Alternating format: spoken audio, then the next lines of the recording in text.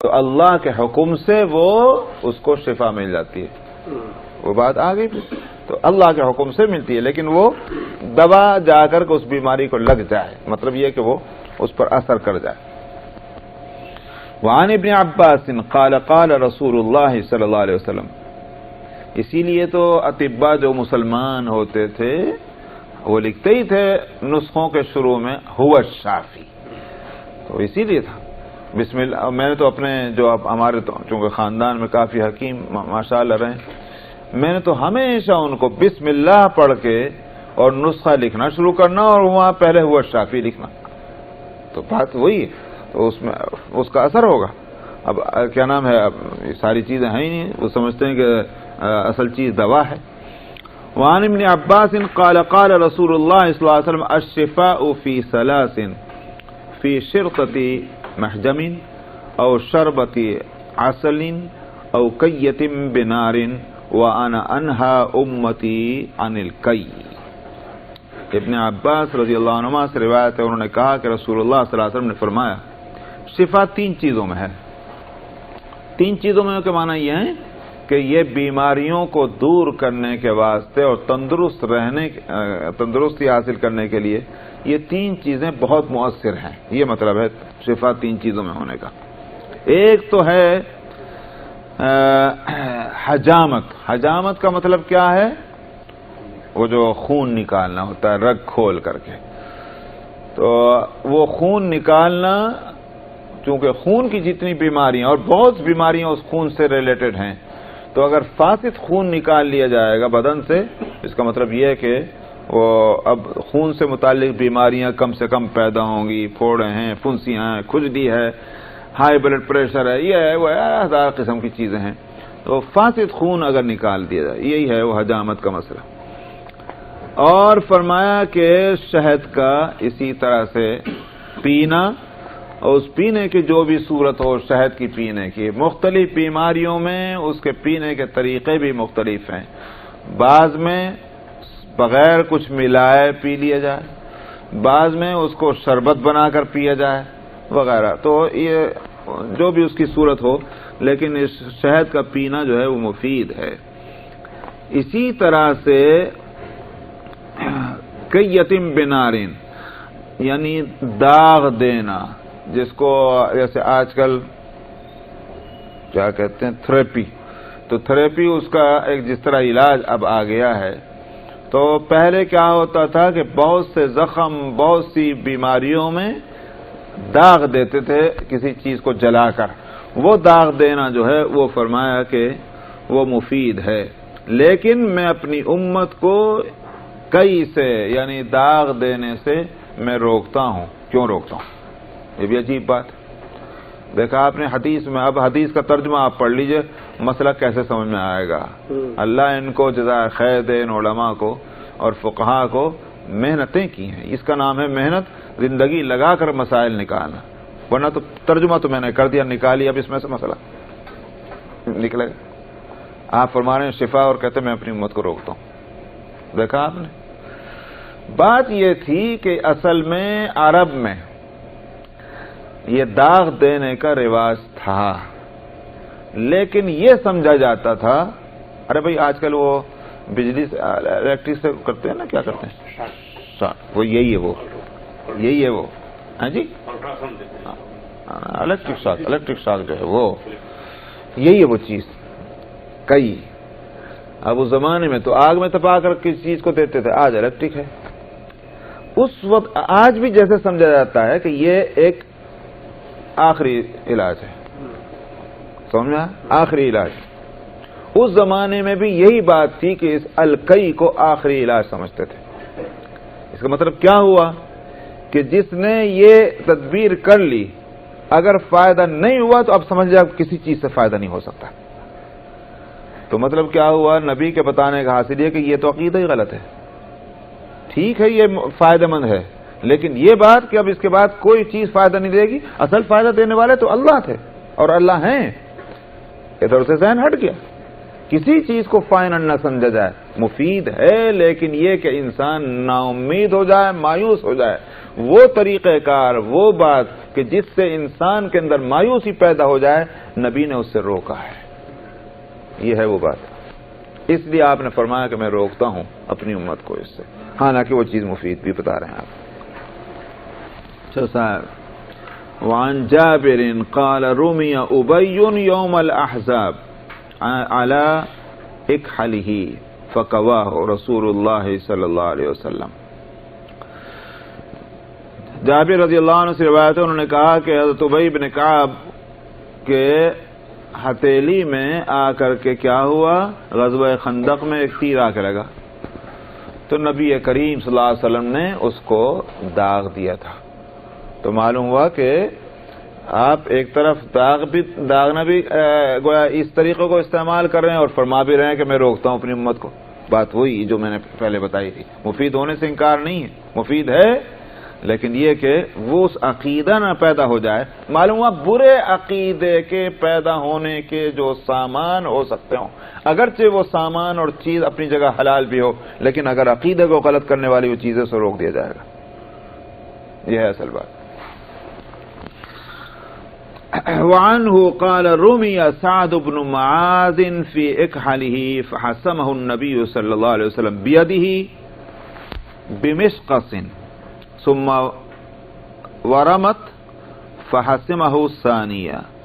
اور انہی جابر رضی اللہ عنہ سے روایت ہے کہ سعد ابن معاذ رضی اللہ عنہ کے ان کے ہتھیلی میں، ہاتھ میں تیر آ کے لگا، تو نبی کریم صلی اللہ علیہ وسلم نے اس کو داغ دیا اپنے دستے مبارک سے. خود آپ نے داغا.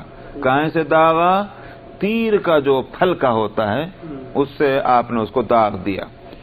لیکن کیا ہوا کہ پھر اس پہ ورم آ گیا، تو معلوم ہوا کہ انفیکشن ہو گیا، جس کو آج کل کہتے ہیں. تو آپ نے پھر دوسری مرتبہ اس کو داغا، اب ٹھیک ہو گیا. تو داغنا علاج کے لیے ٹھیک ہوا. خون کو روکنے کے لیے جو ہے وہ کرتے ہیں. تو اب جب ہاں تو آج مشینوں کا زمانہ ہے، اس زمانے میں اپنا. وعنہ قال بعث رسول اللہ صلی اللہ علیہ وسلم الى ابی بن کعب طبیبا فقطع منه عرقا ثم قواه علیہ. جابر رضی اللہ عنہ سے روایت ہے کہ رسول اللہ صلی اللہ علیہ وسلم نے ابی بن کعب کے پاس ایک طبیب بھیجا. معلوم ہوا کہ علاج کرنا درست ہے. جو لوگ یہ سمجھتے ہیں علاج کرنا غلط، علاج کی ضرورت ہی نہیں، اللہ میاں نے بیماری دی وہی شفا دیں گے، علاج کیوں کرنا؟ ارے بھائی تو کھانا کیوں کھاتے ہو میاں؟ اللہ میاں نے اگر بھوک دی وہی پیٹ بھی بھر دے گا. تو علاج میں کوئی بات نہیں ہے. اس لیے آپ نے خود طبیب بھیجا ہے ابی بن کعب کے پاس.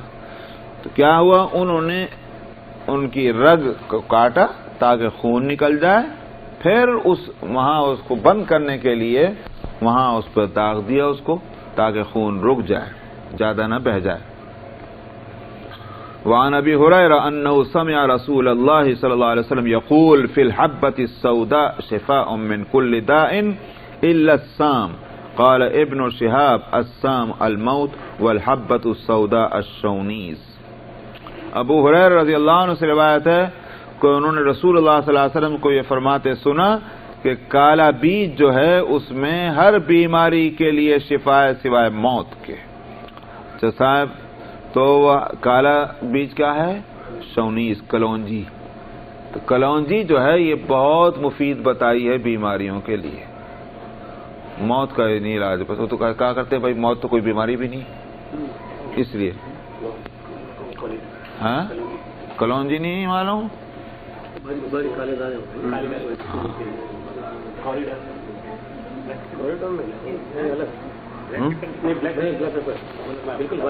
بلیک سیڈز ہوتے ہیں، بلیک سیڈ چھوٹے چھوٹے چھوٹے چھوٹے. ابھی رضی صاحب ہوتے ہیں، آپ کو بتاتے پوری بات. نہیں، رائی الگ چیز ہوتی ہے. کلونجی رائی کے برابر ہوتی ہے، جیسے رائی نہ بس تو تقریباً تھوڑا بالکل گول ہوتی. ہاں یہ میں کہہ رہا ہوں، مگر سائز میں ہوتی یہ گول بالکل نہیں ہوتی. ہاں تکونی طرح کی ہوتی بیج سے. ہاں بتائیں حضرت. اچھا صاحب چلیے.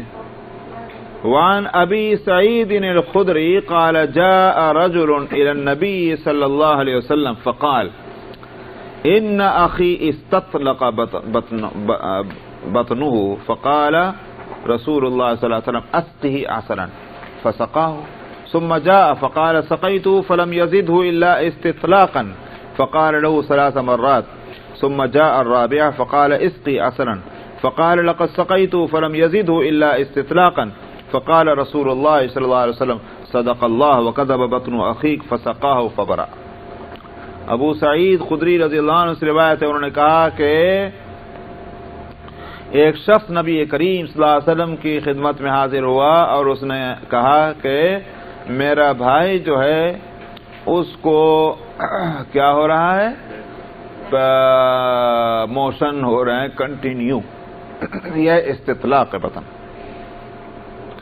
تو رسول اللہ صلی اللہ علیہ وسلم نے فرمایا اسے شہد پلاؤ، اور چلا گیا شہد پلایا.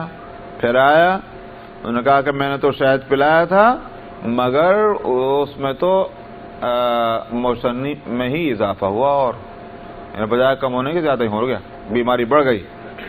آپ نے 3 مرتبہ، اور اس نے یہ بات 3 مرتبہ، مطلب آپ یہ فرماتے رہے کہ شہد پلاؤ، 3 دفعہ وہ آیا گیا.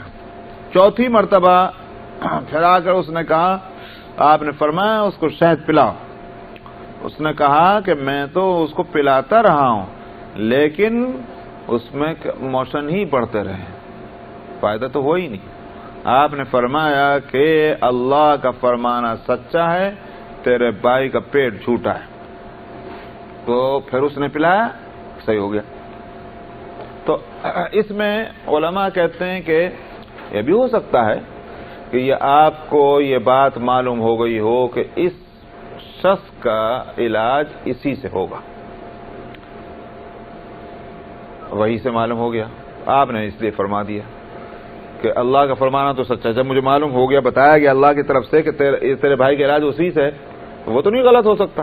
اب اگر نہیں ہو رہا ہے تو گڑبڑ وہاں ہے کچھ، تو لہذا اگر تجھے علاج کرنا تو اسی طرح کرتا رہے. یہ بھی ہو. دوسری بات یہ ہے کہ بعض حضرات کہتے ہیں کہ یہاں صدق اللہ سے مراد ہے اللہ کا فرمانا سچا ہے. قرآن شریف میں کہا گیا فیہ شفاء للناس وَإِنَّ لَكُمْ فِي وَأَوْحَىٰ رَبُّكَ إِلَى النَّحْلِ أَنِ اتَّخِذِي مِنَ الْجِبَالِ بُيُوتًا وَمِنَ الشَّجَرِ وَمِمَّا يَعْرِشُونَ ثُمَّ كُلِي مِنْ كُلِّ الثَّمَرَاتِ فَاسْلُكِي سُبُلَ رَبِّكِ ذُلُلًا يَخْرُجُ مِنْ بُطُونِهَا شَرَابٌ مُخْتَلِفٌ أَلْوَانُهُ فِيهِ شِفَاءٌ لِلنَّاسِ. سورہ النحل کے اندر، بلکہ سورت کا نام ہی النحل ہے، شہد کی مکھی. تو اس میں اس کو شفا فرمایا. تو معلوم اللہ نے جب شفا فرما دی تو کیسے ہو سکتا ہے کہ شفا نہیں ہوگا. لیکن اب جو اس کو جو صورت حال چل رہی تھی وہ یہ تھی کہ اصل میں مرض جو ہے پہلے جا کر کے شہد نے یہ کام کیا کہ مرض کو بھڑکایا. سمجھ میں آیا؟ جیسے مثال کے طور پر آپ کوئی اگر پلانٹنگ کرتے ہیں تو پہلے سخت زمین کو آپ نرم کرتے ہیں، تو ٹھیک اسی طرح سے کیا ہوتا ہے. اب جو میں آپ کو پہلے بتا دوں، آج کل جو علاج ہے ایلوپیتھک کا، میں ماہر تو نہ اس کا نہ اس کا، لیکن یہ بتاؤں کہ یہ اصل میں بیماری کو بھسم کرتے ہیں، جلانا جس کو کہتے ہیں. یوں کہہ لیجیے، میں نے تو اسی لفظ اس سے اچھا بولا تھا تاکہ کوئی ڈاکٹر ناراض نہ ہو جائے. میں نے کہا تھا یہ بھسم کرتے ہیں، جلاتے ہیں اس کو وہیں ڈرائی کر دیتے ہیں.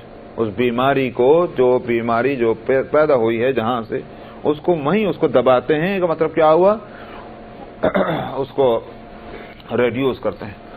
لیکن جو دوسرا طریقہ علاج ہے جو طب یونانی جس کو کہا جاتا ہے، یا اور اس طرح کے آیورویدک وغیرہ، اس میں یہ ہوتا ہے کہ پہلے اس بیماری جو ہے، جو مادہ ہے، اس کو پہلے ابھارتے ہیں. وہ ابھر جائے تو پھر اس کو نکالتے ہیں. وہ چیز جب نکل جائے تو انسان صحیح ہو جاتا ہے. اس میں ٹائم تو لگتا ہے لیکن جب اس کو صحت ہوگی تو پھر بالکل صحیح ہو. اس کا سائیڈ ایفیکٹ کوئی نہیں ہوتا، اس میں کوئی سائیڈ ایفیکٹ نہیں ہوتا. اس میں سائیڈ ایفیکٹ ہوتے ہیں کیونکہ دبا رہے ہیں، ایک چیز کو دبا رہے ہیں تو دوسری چیز ابھر رہی ہے، یہ ہوتا ہے.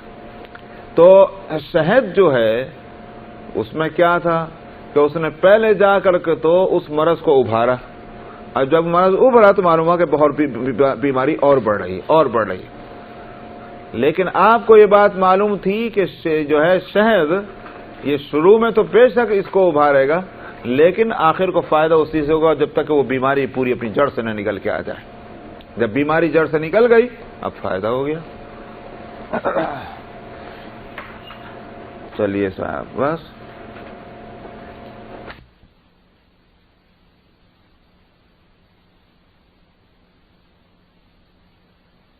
73 اور حدیث نمبر 4275 4275۔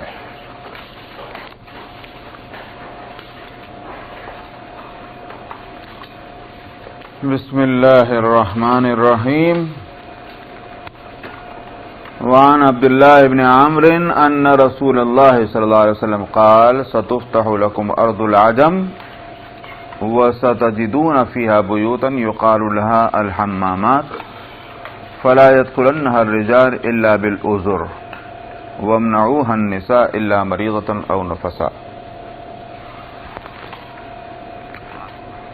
عبداللہ ابن عمرو ابن العاص رضی اللہ عنہ سے روایت ہے کہ رسول اللہ صلی اللہ علیہ وسلم نے فرمایا تمہارے لیے عنقریب عجم کی زمین فتح ہوگی۔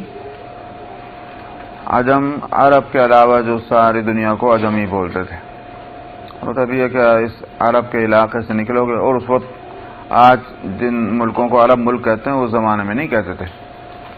اس زمانے میں عرب تو بس جس کو آج کل سعودی عرب کہا جاتا ہے یہ پورا عرب تھا، باقی اس کے علاوہ جو تھا وہ عرب نہیں تھا، تو اس لیے عجم میں آ جاتا ہے۔ تمہارے لیے عجم کی زمین فتح ہوگی اور تم ان میں ایسے گھر پاؤ گے جن کو حمام کہا جاتا ہے، یعنی بازاروں میں جو غسل خانے ہوں گے شاور لینے کے واسطے وہ حمامات۔ فرمایا کہ اس میں مرد ہرگز نہ داخل ہوں سوائے اس کے کہ تہمند باندھے ہوئے ہوں، یعنی مطلب یہ سطر چھپا کر کے اس میں جائیں، اور عورتوں کو بھی اس میں جانے سے منع کرو سوائے اس کے کہ مریض ہوں کہ جن کو وہ حمام میں شاور لینا ضروری قرار دیا گیا، یا نفسا جن کو پاک ہونا ہے۔ تو وہ سہولتیں چونکہ وہاں ہوتی ہیں، پانی کی قلت کی وجہ سے ہر جگہ وہ سہولت نہیں ہوتی کہ آسانی سے نہایا جا سکے، تو اس مجبوری کے لیے ان کے تو اجازت ہے، ورنہ عورتوں کو نہیں جانا چاہیے۔ کیوں؟ اس واسطے کہ عورتوں کا مسئلہ یہ ہے کہ ان کا سطر زیادہ ہے مردوں کے مقابلے میں۔ مرد کا تو سطر ہے صرف ناف کے نیچے سے اور ناف سے لے کر کے اور گھٹنوں تک، تو اس نے تو ازار باندھ لیا، تہبند باندھ لیا، لیکن عورتوں کا چونکہ پورا بدن جو ہے وہ سطر میں آ جاتا ہے سوائے چہرے اور ہاتھوں اور پیروں کے، تو اس لیے وہ بے سطر ہو سکتی ہیں نہانے میں شاور لینے میں، تو اس لیے ان کو منع کرو۔ وعن جابر ان النبي صلی اللہ علیہ وسلم قال من كان يؤمن بالله واليوم الآخر فلا يدخل الحمام بغیر ازار ومن كان يؤمن بالله واليوم الآخر فلا يدخل حليلته الحمام ومن كان يؤمن بالله واليوم الآخر فلا يجلس على مائدة تدار عليها الخمر۔ جابر رضی اللہ عنہ سے روایت ہے کہ نبی کریم صلی اللہ علیہ وسلم نے فرمایا جو اللہ پر اور آخرت کے دن پر ایمان رکھتا ہو تو وہ حمام میں بغیر ازار بغیر تہمند کے نہ جائے، اور جو اللہ اور یوم آخرت پر ایمان رکھتا ہو وہ اپنی بیوی کو بھی حمام میں نہ داخل کرے۔ وہی بازار کے جو ہیں غسل خانے وہی مراد ہیں۔ اور جو اللہ اور یوم آخرت پر ایمان رکھتا ہو وہ ایسے دسترخوان پر نہ بیٹھے جس میں شراب کا دور چلایا جا رہا ہے۔ تو یہاں ایک بات تو یہ ہو گئی کہ یہاں اللہ پر ایمان اور آخرت پر، تو آخرت کی فکر ہوگی تبھی آدمی برائیوں سے بچے گا، اس واسطے اللہ اور یوم آخرت پر ایمان کا ذکر ہے۔ دوسری بات یہ ہے کہ ایمان کا تقاضا یہی ہے کہ برائیوں سے بچا جائے، ایمان ہو اور پھر برائی ہو، اس کا مطلب یہ ہے کہ ایمان اب اتنا مضبوط اور اسٹرانگ نہیں ہے کہ وہ برائیوں سے اس کی وجہ سے آدمی رک رہا ہو، ایمان کمزور ہے۔ تو ایمان کا تقاضا یہ ہے کہ آدمی اچھائیاں کرے، برائیوں سے بچے۔ تیسری بات یہ ہے کہ اس میں شراب جہاں چلائی جا رہی ہے اس دسترخوان پہ بیٹھنے سے منع کیا۔ اس سے یہ بات سمجھ میں آتی ہے کہ جہاں برا کام ہو رہا ہو، برا فعل ہو رہا ہو خلاف شریعت، اس میں بیٹھنے سے اس لیے روکا کہ ایک تو کچھ دن کے بعد ذہن سے برائی نکل جائے گی، اور جب ذہن سے برائی نکل جاتی ہے تو پھر خود آدمی کو اس برائی میں مبتلا ہونا آسان ہو جاتا ہے۔ ایک تو یہ بات ہوئی، اور دوسری بات یہ ہے کہ اصل میں جب بروں میں کوئی اچھا بیٹھا ہوا ہو، کون سمجھے گا کہ صاحب یہ برا نہیں ہے؟ جب بیٹھے ہوئے ہیں وہاں تو لوگ ان کو بھی بروں میں شمار کریں گے، اور اللہ اور اس کے رسول کا منشا یہ ہے کہ مسلمان کسی طرح بھی برائی کی نسبت سے نہ پہچانا جائے، اس کا تعارف، اس کی پہچان یہ ہو کہ یہ برائی سے دور ہے۔ یہ ہے ان باتیں جو اس حدیث سے سمجھ میں آ رہی ہیں۔ الفصل الثالث عن ثابت قال سئل انس عن خضاب النبي صلى الله عليه وسلم فقال لو شئت ان اعد شمطات كن في راسي فعلت، قال ولم يختضب، وزاد في رواية وقد اختضب ابو بکر بالحناء والکتم واختضب عمر بالحناء بحثا۔ ثابت سے روایت ہے کہ انہوں نے کہا کہ حضرت انس رضی اللہ عنہ سے نبی کریم صلی اللہ علیہ وسلم کے خضاب کے بارے میں سوال کیا گیا کہ آپ کیا خضاب کرتے تھے یا نہیں کرتے تھے، اس طرح کی بات۔ تو حضرت انس نے فرمایا کہ میں اگر چاہوں تو میں ان سفید بالوں کو گن کر بتا سکتا ہوں کہ جو رسول اللہ صلی اللہ علیہ وسلم کے سر مبارک میں تھے۔ اور اچھا، اس سے کیا بات سمجھ میں آتی ہے اس حدیث سے کہ حضرت انس رضی اللہ عنہ کے فرمانے کا حاصل یہ ہے کہ وہاں بال اتنے سفید تھے ہی نہیں کہ وہ خضاب کرنے کی نوبت آئے۔ اس واسطے اس سے اس حدیث کا حاصل ہوا کہ آپ نے خضاب نہیں کیا۔ آگے اسی لیے لفظ قال ولم یختضب کہ راوی ثابت یا انس کہتے ہیں کہ آپ نے خضاب ہرگز نہیں کیا، جبکہ اس سے پہلے روایت گزر چکی ہیں جس سے معلوم ہوا کہ آپ نے خضاب کیا ہے۔ تو اس واسطے محدثین، جیسے میں نے پہلے بھی بتایا تھا، یاد ہوگا کہ محدثین کا عام ذہن یہی ہے کہ رسول اللہ صلی اللہ علیہ وسلم نے خضاب نہیں کیا۔ فقہا کہتے ہیں کہ ہاں حدیثیں ہیں تو لہذا خضاب جو ہے وہ سنت ہے، سنت سے اس کا ثبوت ہو گیا۔ یہ دونوں میں اختلاف ہے روایتوں کے اسی فرق کی وجہ سے۔ انس کی روایت کا حاصل یہ کہ آپ کے بال اتنے کہاں تھے۔ اب رہ گیا یہ کہ وہ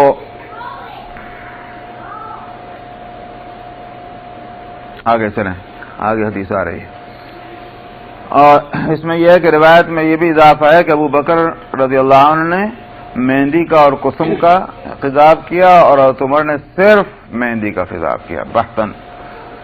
وعن ابن عمر انه، تو اگر یہ بھی ہو جائے کہ آپ نے نہیں کیا، سنت ہونے کے واسطے اتنا بھی کافی ہے کہ خلفائے راشدین نے کیا ہے تو بھی سنت ہو جاتی، کیونکہ علیکم بسنتی و سنت الخلفاء الراشدین۔ وعن ابن عمر انه كان يصفر لحيته بالصفرة حتى يمتلئ ثيابه من الصفرة، فقيل له لما تصبغ بالصفرة؟ قال إني رأيت رسول الله صلى الله عليه وسلم يصبغ بها ولم يكن شيء أحب إليه منها، وقد كان يصبغ بها ثيابه كلها حتى عمامته۔ ابن عمر رضی اللہ عنہ سے روایت ہے کے بارے میں ہے کہ وہ اپنی داڑھی کو زرد رنگ سے رنگ دیا کرتے تھے، یہاں تک کہ اتنا رنگتے تھے کہ ان کے کپڑے بھی جو ہے وہ بھی کیا نام ہے زرد رنگ ان پہ آ جاتا تھا۔ ان سے کہا گیا کیوں آپ اس زرد رنگ سے اپنے بالوں کو رنگتے ہیں؟ تو انہوں نے کہا کہ میں نے رسول اللہ صلی اللہ علیہ وسلم کو اس زرد رنگ سے رنگتے ہوئے دیکھا ہے، اور آپ کو اس سے زیادہ کوئی چیز پسندیدہ نہیں تھی کہ زرد رنگ کے مقابلے میں کہ داڑھی کو زرد رنگ سے رنگا جائے۔ اور یہ ہے کہ وقت کانا، یہ جو ابن عمر تھے وہ اپنے کپڑوں کو بھی زرد رنگ دیا کرتے تھے، یہاں تک کہ پگڑی کو بھی۔ تو یہ بات یاد ہوگی کہ غزوہ بدر میں حضرت زبیر رضی اللہ عنہ کی پگڑی زرد رنگ کی تھی، تو آپ نے فرمایا کہ آج جو ہیں فرشتوں نے بھی جو پگڑی باندھ رکھی تھی وہ بھی زرد رنگ کی تھی۔ تو اس سے یہ حضرت ابن عمر کا عمل اور وہ حدیث دونوں کو جوڑا جائے تو معلوم ہوا کہ زرد رنگ اچھا ہے. وعن عثمان بن عبد الله بن موهب قال دخلت على ام سلمة فاخرجت الينا شعرا من شعر النبي صلی اللہ علیہ وسلم مخضوبا. عثمان ابن عبداللہ ابن موہب سے روایت ہے، انہوں نے کہا کہ میں ام سلمہ رضی اللہ عنہا کے پاس آیا تو ام سلمہ ام المؤمنین ہیں، انہوں نے ہمارے لیے نبی کریم صلی اللہ علیہ وسلم کے بالوں میں سے ایک بال نکالا، دکھلایا اور جو خضاب کیا ہوا تھا.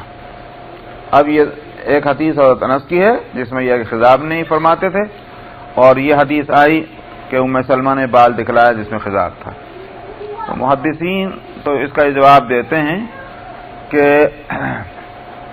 یہ اصل میں خضاب کیا ہوا نہیں تھا، بلکہ جس وقت کالے بال سفید ہونے شروع ہوتے ہیں تو پہلے اس میں زردی آتی ہے، وہ پیلا پن جو تھا وہ تھا یہ، جس کو یہ سمجھا گیا کہ اس پر خضاب ہوا ہے. یہ محدثین کا جواب ہے اس حدیث کا. لیکن فقہا کے لیے تو وہی مسئلہ ہے کہ کیا نام ہے آپ نے خضاب کیا ہے. حضرت انس کی روایت کا جواب یہ دیتے ہیں کہ وہ کیا نام ہے آپ ہمیں جس وقت خضاب نہیں کیا ہوا ہوگا اس وقت سفید بال جو تھے وہ اس کے بارے میں کہہ رہے ہیں حضرت انس رضی اللہ عنہ. وعن ابي هريره قال اتي رسول الله صلى الله عليه وسلم بمخنث قد خضب يديه ورجليه بالحناء فقال رسول الله صلى الله عليه وسلم ما بال هذا قالوا يتشبه بالنساء فامر به فنفي الى النقيع فقيل يا رسول الله الا نقتله فقال اني نهيت عن قتل المصلين. ابو ہریرہ رضی اللہ عنہ سے روایت ہے کہ رسول اللہ صلی اللہ علیہ وسلم کے پاس ایک ہجڑا لایا گیا جس نے اپنے ہاتھوں کو اور پیروں پہ مہندی لگا رکھی تھی. تو رسول اللہ صلی اللہ علیہ وسلم نے فرمایا اس کو کیا ہو گیا؟ تو لوگوں نے کہا کہ یہ عورتوں کے جیسا بنایا ہوا رہتا ہے اپنے آپ کو. تو آپ نے حکم دیا اس کے نکال دے جانے کا. تو نقی جو مدینے کے قریب کوئی جگہ ہے اس کو وہاں نکال جائے گا کہ وہاں رہو، مدینے میں مت رہو. تو رسول اللہ صلی اللہ علیہ وسلم سے کہا گیا یا رسول اللہ کیا پھر ہم اس کو قتل نہ کر دیں؟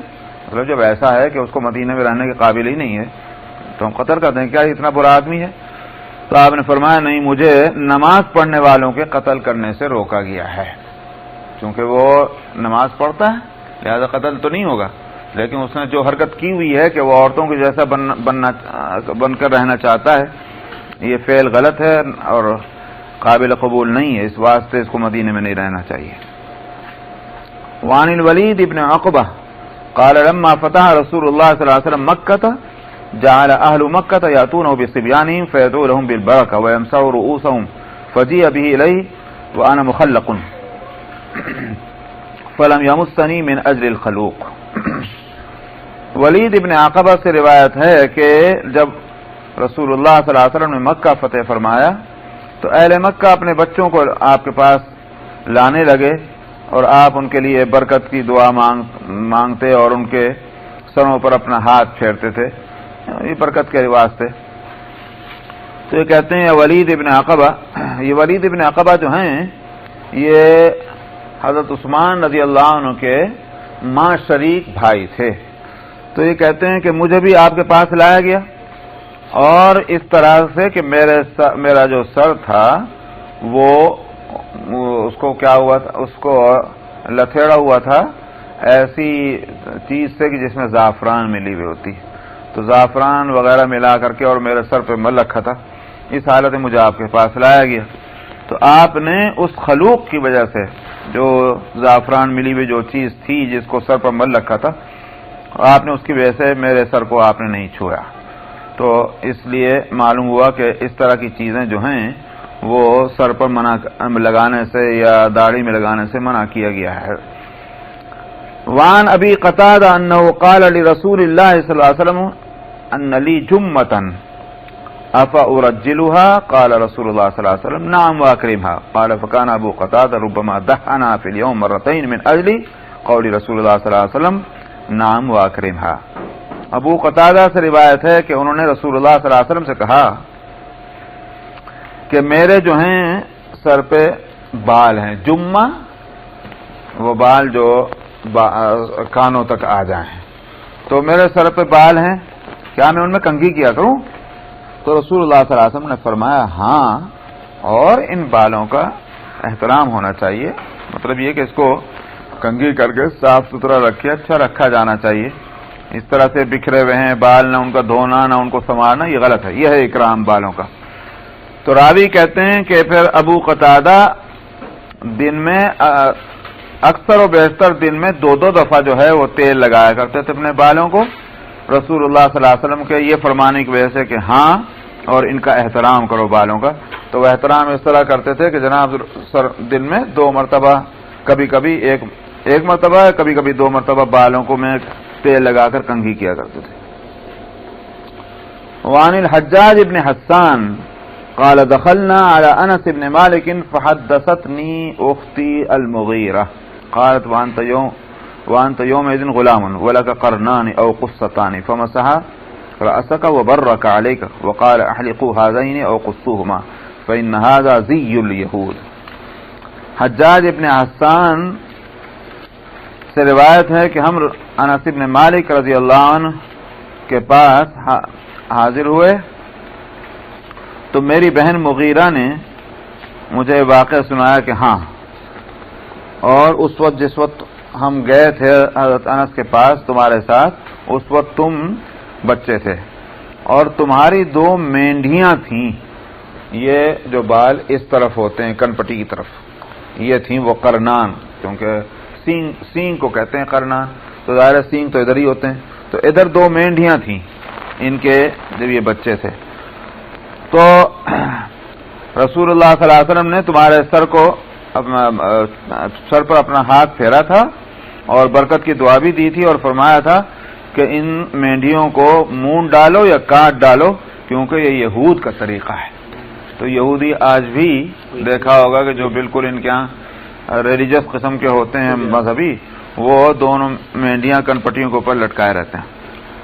تو آپ نے اس سے منع فرمایا، کیونکہ یہ ان حدیثوں میں ایک حدیث یہ بھی ہے کہ جو رسول اللہ صلی اللہ علیہ وسلم کی تعلیم کا حاصل یہ ہے کہ مسلمانوں کو دوسری قوموں کے جیسا اپنا طریقہ نہیں اختیار کرنا چاہیے.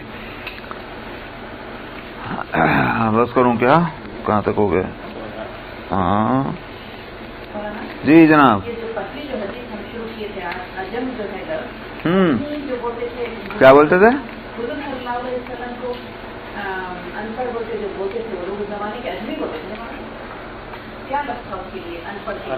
امی، الف میم یا. امی جو ہے ام سے ہے، جس کے معنی یہ ہے کہ جیسے کوئی ماں کے پیٹ سے پیدا ہوتا ہے تو پڑا ہوا نہیں ہوتا، تو اس سے امی بنا کہ ویسے ہی ہیں بس. لیکن یہ عجم جو ہے، عجم کہتے ہیں گونگے کو، گونگا پن. تو عرب ساری دنیا کو گونگا کہتے تھے، یوں کہتے کہ بولنا تو بس ہمیں ہی آتا ہے، یوں تھا. ان ایجوکیٹڈ کا لفظ نہیں کا یہ پڑھا لکھا جو نہ ہو، پڑھا لکھا نہ ہو، جس نے کہ پڑھنا لکھنا نہیں سیکھا وہ ہے امی. تو عرب میں عام طور پر لوگ امی تھے.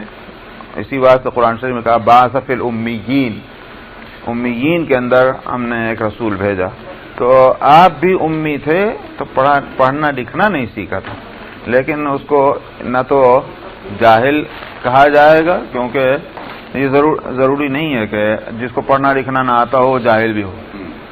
آپ کے تو بڑا علم تھا. اوتی تو علم الاولین والآخرین، مجھے اولین و آخرین کا علم دیا گیا. تو پڑھنا لکھنا ایک ذریعہ ہے علم کا، لیکن وہ یقینی صورت نہیں ہے کہ جو پڑھا لکھا ہے وہی عالم ہو اور جو پڑھا لکھا نہیں وہ عالم نہ ہو. ایسا نہیں ہوتا. تو آپ نے پڑھنا لکھنا نہیں سیکھا، لیکن اس کا یہ مطلب نہیں کہ آپ عالم نہیں تھے، علم تھا آپ کے پاس. 75 حدیث نمبر 4285 4285. اچھا جی. بسم اللہ الرحمن الرحیم. وعن عطاء ابن يسار قال كان رسول الله صلى الله عليه وسلم في المسجد فدخل رجل ثائر الرأس واللحية فأشار إليه رسول الله صلى الله عليه وسلم بيده كأنه يأمر بإصلاح شعره ولحيته ففعل ثم رجع فقال رسول الله صلى الله عليه وسلم أليس هذا خيرا من آتي أحدكم وهو سائر الراس كأنه شيطان. عطا ابن یسار سے روایت ہے کہ رسول اللہ صلی اللہ علیہ وسلم مسجد میں تھے، ایک شخص مسجد میں آیا، سر کے اور داڑھی کے بال بکھرے ہوئے، تو رسول اللہ صلی اللہ علیہ وسلم نے اپنے ہاتھ سے اس کی طرف اشارہ کیا، جیسے وہ ایسا سمجھے یوں ہی ہوگا، کانہ یأمرہ باصلاح شعری ولیتی، جیسے گویا آپ ان کو فرما رہے ہوں کہ سر کے بال اور داڑھی کو صحیح کرنے کے لیے، اس طرح اشارہ. سو اس نے کیا اور پھر لوٹ کے آیا، تو رسول اللہ صلی اللہ علیہ وسلم نے فرمایا کیا یہ حالت اچھی نہیں ہے اس بنسبت اس کے کہ تم میں سے کوئی شخص سر کے بالوں کو بکھرے ہوئے حالت میں آئے، جیسے معلوم ہوتا ہے شیطان ہے. تو یہ کوئی بات ہوئی کہ آدمی دیکھ کے اسے وحشت کھائے، اور تو اس کے مقابلے میں صاف ستھری حالت میں سنوار کر آنا چاہیے، تاکہ لوگوں کو اس سے دہشت وحشت نہ ہو. وعن ابن المسیب سمع یقول ان اللہ طیب یحب الطیب نظیف یحب النظافة کریم یحب الکرم جواد یحب الجود فنظفوا اوراه قال افنیتکم ولا تشبهوا بالیہود قال فذكرت ذلك لمهاجر ابن مسمار فقال حدثنيه عامر بن سعد عن النبي صلى الله عليه وسلم مثله الا انه قال نظفوا افنيتكم. سعید ابن المسیب سے روایت ہے کہ سعید ابن المسیب یہ کہتے ہوئے سنے گئے کہ اللہ سبحانہ و تعالی، یہ سعید ابن المسیب تابعین میں ہیں، تو صحابی اگر ہوتے تو پھر تو یہ ہوتا کہ بھئی صاف بات ہے کہ انہوں نے جب کوئی ایسی بات کہہ رہے ہیں تو رسول اللہ صلی اللہ علیہ وسلم سے سنا ہوگا، لیکن یہ تابعی ہیں. تو ان کو یہ کہتے ہوئے سنا گیا کہ اللہ طیب ہے. طیب کا مطلب ہے پاکیزہ ہے نا، پاکیزہ یعنی گندگی کے مقابلے میں آتا ہے. اور یحب الطیب، یہ تو یحب الطیب، طیب جو ہے وہ یوں ہو جائے گا جس کو کہتے ہیں روٹ ورڈ ہو جائے گا، مادہ، اور طیب جو ہے یہ ناؤن ہو جائے گا. اللہ طیب ہیں، اور طیب کو اس کا مطلب کیا ہوا، پاکیزگی کو پسند کرتے ہیں. اور اللہ نظیف ہیں، اس لیے نظافت کو، صفائی ستھرائی کو پسند کرتے ہیں. کریم ہے، اس واسطے کرم کو پسند کرتے ہیں. کریم کا مطلب کیا ہوا، یعنی مہربان ہونا، تو مہربانی کو اللہ پسند کرتے ہیں. جواد، اللہ داد و دہیش کرنے والے ہیں، اس واسطے داد و دہیش کو پسند کرتے ہیں. جود جو ہے وہ سخاوت سے بڑھ کر ہے، کیونکہ سخاوت تو فعل کا نام ہے، دینا، جو چیز دینا جو ہے وہ جو ایک ایکشن ہے، عمل ہے، اس کو آپ سخاوت کہیں گے. لیکن جو اس کا وصف بن گیا، ایٹریبیوٹ، وہ ہے اصل میں جود. دینے والے کا جو ایک ایٹریبیوٹ بنتا ہے کہ وہ لوگوں کی مدد کرنا، یہ جود کہلاتی ہے. تو جب یہ وصف بن جائے تو پھر وہ یہ تھوڑی کہ پیسے سے اس کا اظہار ہوگا، بلکہ ہر چیز پر اس کا اثر پڑے گا کہ اس کے اس ایٹریبیوٹ کا، جود کا. تو جود جو ہے ایک ایٹریبیوٹ ہے، اس لیے کہا کہ اللہ جواد ہیں اور جود کو پسند کرتے ہیں، لہذا تم صفائی اختیار کرو. تو راوی کہتے ہیں کہ مجھے ایسا لگا کہ جیسے انہوں نے، مجھے ایسا محسوس ہوتا ہے کہ انہوں نے یہ بھی کہا تھا، کس نے، سعید بن المسیب نے، کہ صفائی رکھا کرو اپنے گھروں کے صحنوں کی، آنگن، اور یہود کے ساتھ مشابہت مت رکھو. کیا مطلب، یہود کے گھروں کے جو صحن ہوتے ہوں گے، آنگن، ان میں صفائی ستھرائی نہیں ہوتی ہوگی. ان کے تو بالوں کو بھی دیکھیے، جو بالکل مذہبی قسم کے لوگ ہیں تو آدمی دیکھ کے ڈر ہی جائے. ہو سکتا ہے کہ ان کے گھروں کو اس زمانے میں یہ صورت ہو کہ صفائی ستھرائی نہ کرتے ہوں گے. معلوم ہوا کہ یہودیوں کے جیسے مت طریقہ اختیار کرو. راوی کہتے ہیں کہ میں نے اس بات کا ذکر مہاجر ابن مسمار سے دوسرے تابعی ہیں ان سے ذکر کیا کہ سعید بن المسیب ایسا کہہ رہے تھے. تو انہوں نے کہا کہ مجھ سے عامر ابن سعد نے یہ حدیث بیان کی اور انہوں نے اپنے والد سعد ابن ابی وقاص سے اور انہوں نے نبی کریم صلی اللہ علیہ وسلم سے اسی کی جیسی حدیث بیان کی. معلوم ہوا اب یہ حدیث مرفوع ہو گئی کہ رسول اللہ صلی اللہ علیہ وسلم نے فرمایا تھا. یہ تو اب تابعی کا محض کہنا نہیں رہا کیونکہ اللہ کے بارے میں کوئی بات کہنا تو رسول ہی فرمائیں گے تو حدیث ہو گئی. مگر یہ کہ انہوں نے یہ کہا ہو کہ نظیفو افنیتکم، یہ ان کے جو حدیث ہے جو آپ سے نقل کی اس میں یہ الفاظ نہیں ہیں. چلیے وعن یحییٰ بن سعید انہ سمع سعید بن المسیب یقول کان ابراہیم خلیل الرحمن اول الناس ضیف الضیف واول الناس اختتن واول الناس قص شاربہ واول الناس رأى الشیب فقال یا ربی ما هذا قال رب تبارک وتعالی وقار یا ابراہیم قال رب زدنی وقارا. یحییٰ بن سعید سے روایت ہے یہ بیٹے ہوئے سعید بن المسیب کے کہ انہوں نے سعید بن المسیب سے یہ فرماتے سنا کہ حضرت ابراہیم خلیل الرحمن جو تھے وہ پہلے انسان ہیں جنہوں نے مہمان کی مہمانداری کی. اس کے معنی یہ نہیں کہ ان سے پہلے کوئی مہمان کو پوچھتا ہی نہیں تھا، لیکن جیسے ایک وہی بات ہے کہ ایٹریبیوٹ بن گیا. ایک یوں تو مہمان ہر ایک آدمی کے آ ہی جاتے ہیں، لیکن ہر آدمی کو مہمان نواز نہیں کہا جاتا.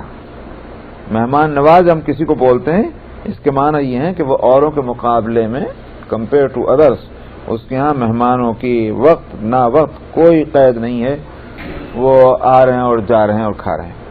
یہ ہے مہمان نوازی. ابھی مجھ سے ایک صاحب کہہ رہے تھے جو ابھی آئے ہوئے جدہ سے، ابھی انتقال ہوا نا شیخ بن باز مرحوم کا. ان کے خیر عالم بھی بہت زبردست ہے، کوئی شبہ نہیں، مگر یہ کہ ان کی بہت سے آج میں مضمون پڑھ رہا تھا عربی رسالوں میں تھا تو ان میں ان کے خوبیاں لکھی ہوئی تھیں. واقعی بہت بڑی بات ہے کہ صاحب حالانکہ ان کے 2 بیویاں تھیں، ایک 50 سال پہلے شادی ہوئی تھی، دوسرے سے 30 سال کے ساتھ تھا. دونوں سے ان کے 2 بیٹے 3 بیٹیاں تو 4 بیٹے اور 6 بیٹیاں، 10 اولادیں تھی. پوتیاں بھی ہوئیں پھر ان کے. تو گھروں میں عدل اور انصاف دونوں بیویوں کا بیان یہ نقل کیا گیا کہ صاحب برابر عدل کرتے تھے اور ہم نے ان کو اپنے حق میں باعث رحمت ہی سمجھا اور ہمارے لیے تو ان کا انتقال ہونا بڑی مصیبت کی بات ہے. دونوں نے پاس بیٹھ کر انٹرویو دیا، دونوں برابر اسی بات کو کہتے رہے. اولاد کے معاملے میں بھی عدل اور انصاف یہ تو تھا، لیکن جو بات ان کی وہ یہ کہ صاحب مہمان نواز اتنے کہ ہفتے میں ایک دن تو ان کے یہاں 200-250 آدمی کھانا کھاتے. اور پھر یہ نہیں حالانکہ نابینا تھے مگر اس کے باوجود یہ کہ فلانا آدمی ہیں فلانے صاحب ہیں، جبکہ ان سو زبانی ایک ہفتہ پہلے ملاقات میں کہہ دیا ہوگا، 3 دن پہلے کہہ دیا ہوگا کہ بھائی فلانا دن آئیے کھانا کھا لیجئے. تو برابر ہر ایک کی خیر خبر رکھنا یہ بڑا وصف ہے کہ آدمی جو ہے ہر ہفتے یہ کام کرتا رہے اور ساتھ میں پھر یہ گھر والوں کے معاملات میں بھی کوئی کمی نہ آنے پائے. تو ظاہر ہے کہ پھر ایسے لوگ تو اللہ اور بندوں کے نزدیک سبھی کے نزدیک محبوب ہو جاتے ہیں. ہم نے اپنے بزرگوں میں حضرت مدنی رحمۃ اللہ علیہ کے یہاں یہی دیکھا تھا دیوبند میں کہ صاحب ان کے یہاں 50 آدمی 60 آدمی دونوں وقت کھانے پہ، اور اسی طرح سے ان کے لحاظ سے بستر اور پلنگ یہ سارے انتظامات ہو رہے ہیں. اگر کوئی ایسا ہوا کہ رات کو چونکہ وہ پڑھایا کرتے تھے گرمی کے موسم میں عشاء کی نماز کے بعد بھی بخاری شریف کا درس ہوتا تھا ان کا، تو جناب وہ 12 بجے چھوٹتا تھا، 12 بجے آ کے دیکھتے. اب وہ اگر کسی مہمان کو دیکھتے بھی تھا آ کر، حالانکہ بیچارے بہت کمزور بھی ہو گئے تھے اور لیکن ہر مہمان کو جا کے پلنگ پہ دیکھنا سو گیا کہ نہیں سو گیا. ایک کو دیکھا کہ صاحب وہ بیٹھا ہوا ہے. پوچھا کیوں بیٹھے ہیں؟ جی بس ویسے ہی بیٹھا ہوں. ہمارا بستر کہاں ہے؟ جی بستر تو نہیں ہے. بستر نہیں ہے تو خادم جو تھے وہاں خدمت کرتے تھے ان سے پوچھا یہ صاحب ان کو بستر نہیں ملا؟ انہوں نے کہا جتنے بستر تھے سب مہمانوں کو دے دیے, اب یہ کیا کریں. اچھا اب اندر گئے, اپنا بستر خود ہی بغل میں دبا کے بوڑھے آدمی, اور لا کر اس کو بچھا کر اس کو کہا اس پہ لیٹ جاؤ, اور خود جا کر کے اپنا چوغا پہن کے ساری رات گزار لی. تو اچھا پھر ظاہر ہے کہ کھانا سادہ, یہ نہیں ہے کہ جناب یہ ہونا چاہیے اور وہ ہونا چاہیے, سادہ کھانا, خود بھی اس میں کھا رہے ہیں اسی پلیٹوں میں. تو یہ جو ہے مہمان نوازی حضرت ابراہیم خلیل الرحمن کا وصف تھا جو عربوں میں منتقل ہوا, اور یہ جن کو بھی اللہ نے توفیق دی ہے. تو اول الناس, اسی طرح سے پہلے وہ آدمی ہیں جنہوں نے ختنہ کیا, تو ختنہ جو ہے یہ سنت ابراہیمی کہلاتی اسی واسطے. پھر بعد میں تمام انبیاء نے اور ان کی امتوں نے اس سنت کو اختیار کیا. اور پہلے آدمی ہیں کہ جنہوں نے اپنی مونچھوں کو کترا, اور پہلے آدمی ہیں کہ جنہوں نے اپنے گویائیوں کا یہ کہ داڑھی میں سفیدی کو دیکھا, سفید بال کو, تو کہا خداوندہ یہ کیا ہے, یہ بال کا رنگ کہاں سے بدل گیا؟ اللہ میاں سے پوچھا. نبی کا کام تو بھئی اللہ میاں سے پوچھنے کا ہے. تو اللہ سے پوچھا یہ کیا ہے, تو اللہ تعالی نے فرمایا اے ابراہیم یہ وقار ہے. انہیں کا مطلب عزت اور قدر و منزلت کے سامان ہے یہ.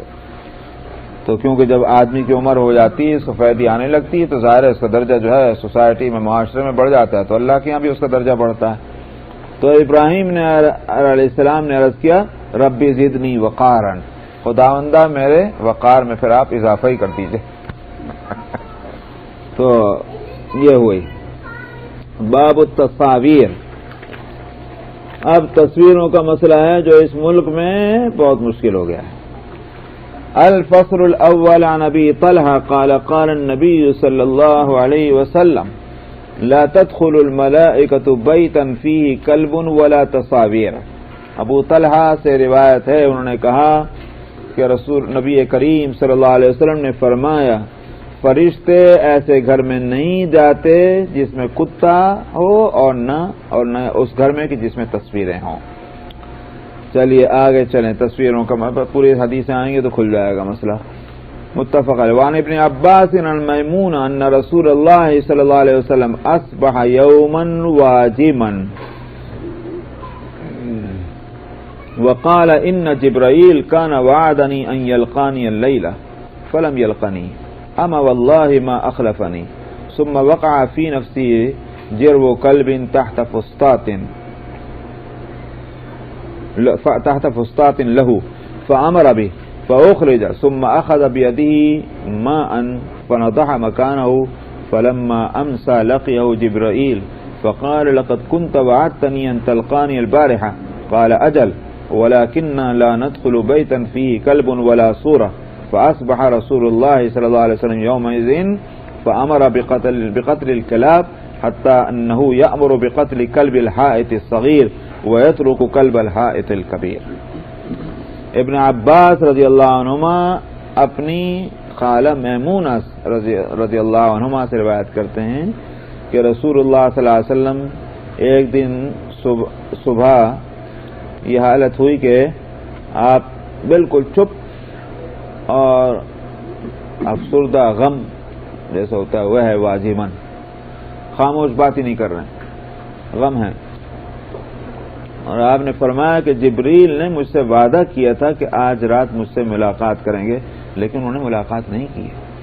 یہ آپ کو غم ہے.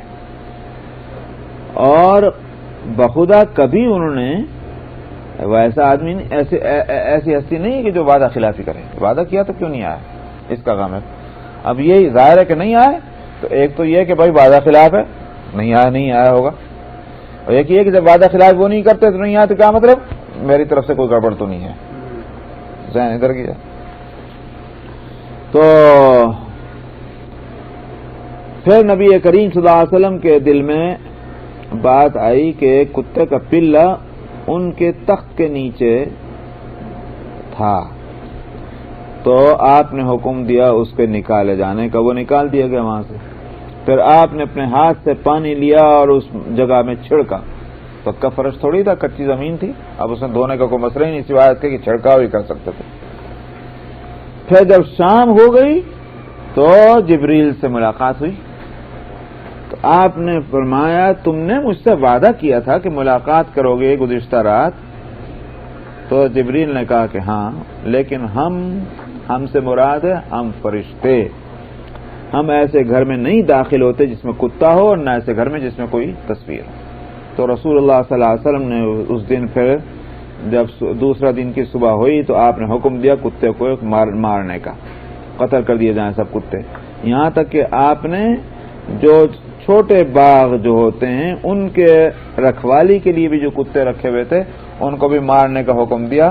ہاں، بڑے باغوں کے حفاظت کے لیے جو کتے رکھے گئے ان کے لیے آپ نے فرمایا ان کو رہنے دو، تو وہاں ضرورت ہے کہ جانور نہ آ جائیں باغ کے اندر گھس کر کو نقصان نہ پہنچائیں.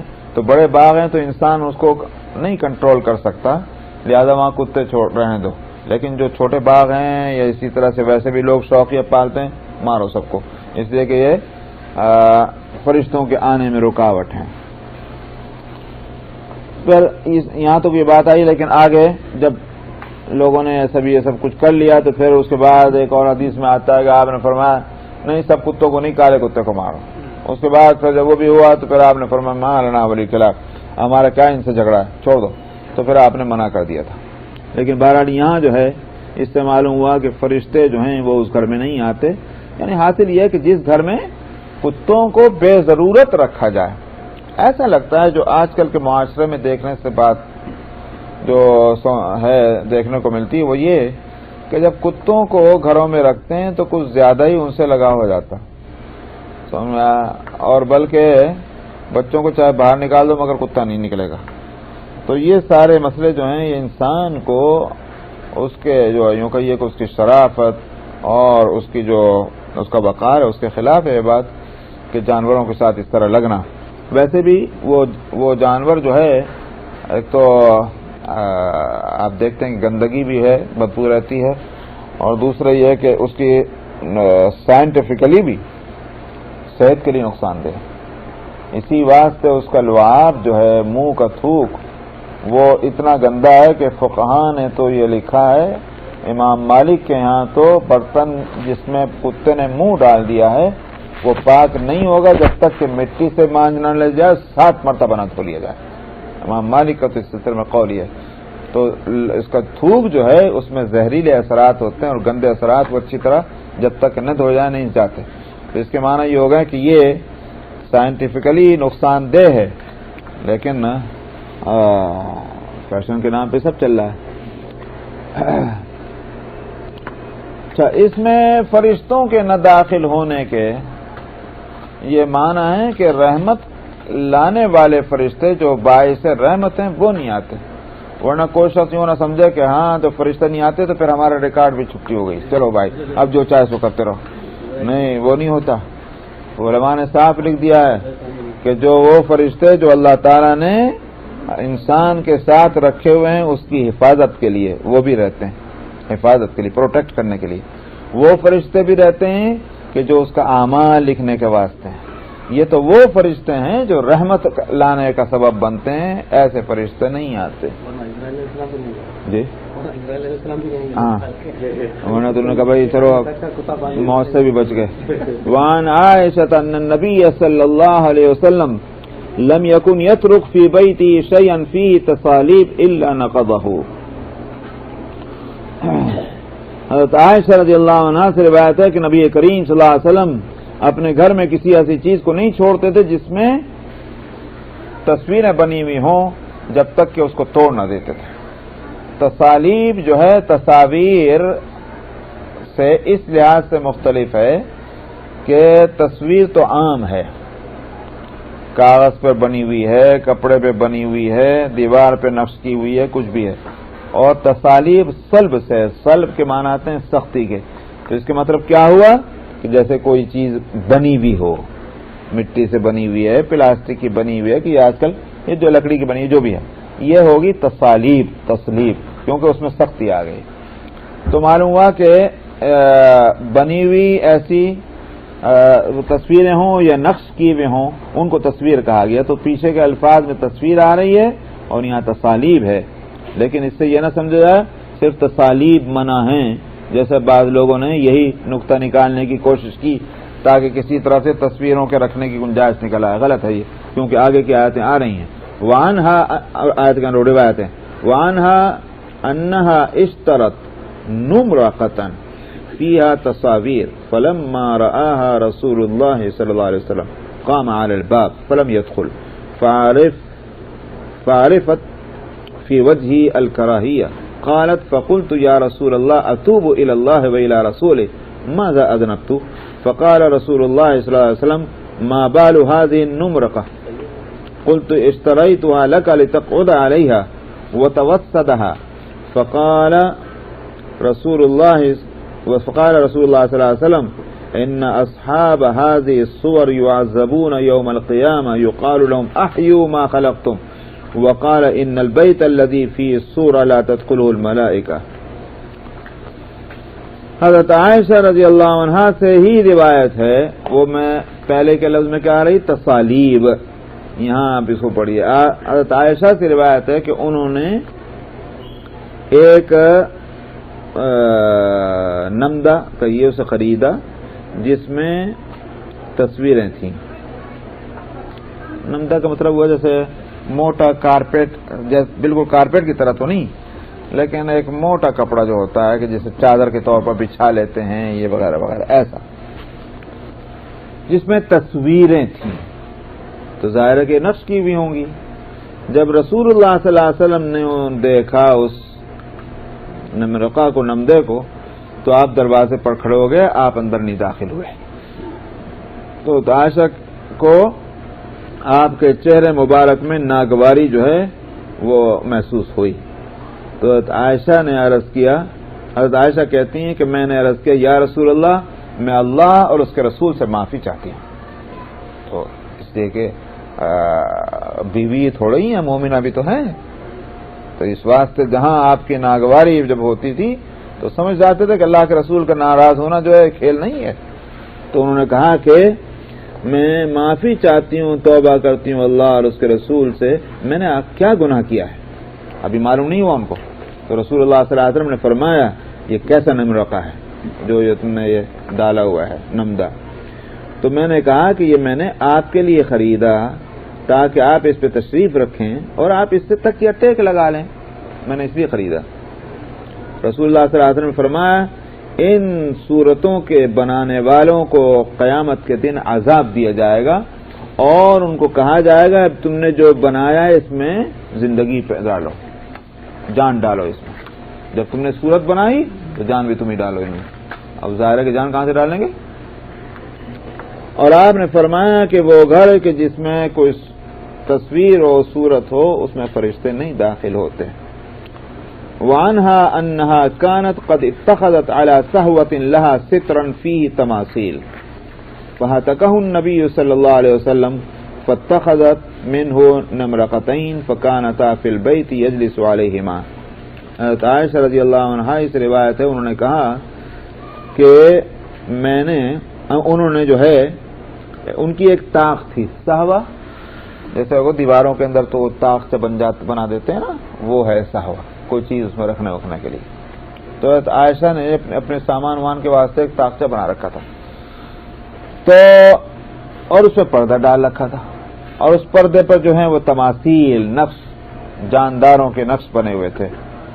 تو رسول نبی کریم صلی اللہ علیہ وسلم نے اس کو پکڑ کر کھینچ دیا ایسے، اور تو پھر یہ کہتے ہیں عائشہ نے اس کے 2 نمدے بنا دیے تھے جو ان کے گھر میں تھے، جن پر نبی کریم صلی اللہ علیہ وسلم بیٹھ جایا کرتے تھے۔ ایسا لگتا ہے کہ وہ پردوں کو تو باقی رکھا گیا، لیکن صورتوں کی جو ہے وہ جیسا کہ آگے کی حدیث بھی بتائے گی، صورتیں جو ہیں وہ اس میں وہ بگاڑ دی گئی تھی، یعنی مطلب کیا ہوا وہ نظر نہیں آتی تھی صورتیں، شاید اس طرح کی صورت ہوئی ہوگی، کیونکہ آگے کی حدیث یہی بتا بھی رہی ہے۔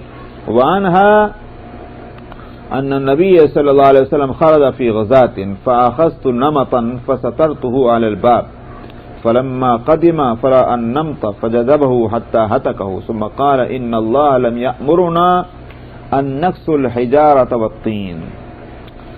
حضرت عائشہ سے یہ بھی روایت ہے کہ نبی کریم صلی اللہ علیہ وسلم ایک غزوے کے لیے تشریف لے گئے تو میں نے ایک نمط، جس کو یوں کہیے کہ ایک چادر میں نے لی اور دروازے پر اس کا پردہ میں نے ڈال دیا. تو یا تو یہ کہ اس زمانے میں پردے کا حکم نہیں آیا تھا، یہ تو یہ بات ہے. اس واسطے دروازے پر پردہ کیوں ڈالا؟ خوشنمائی کے لیے.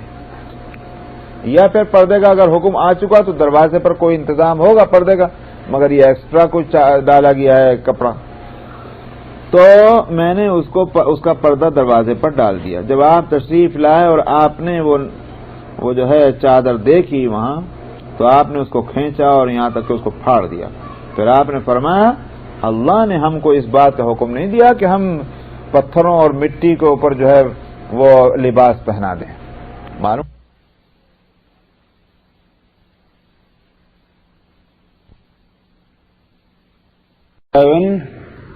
حدیث نمبر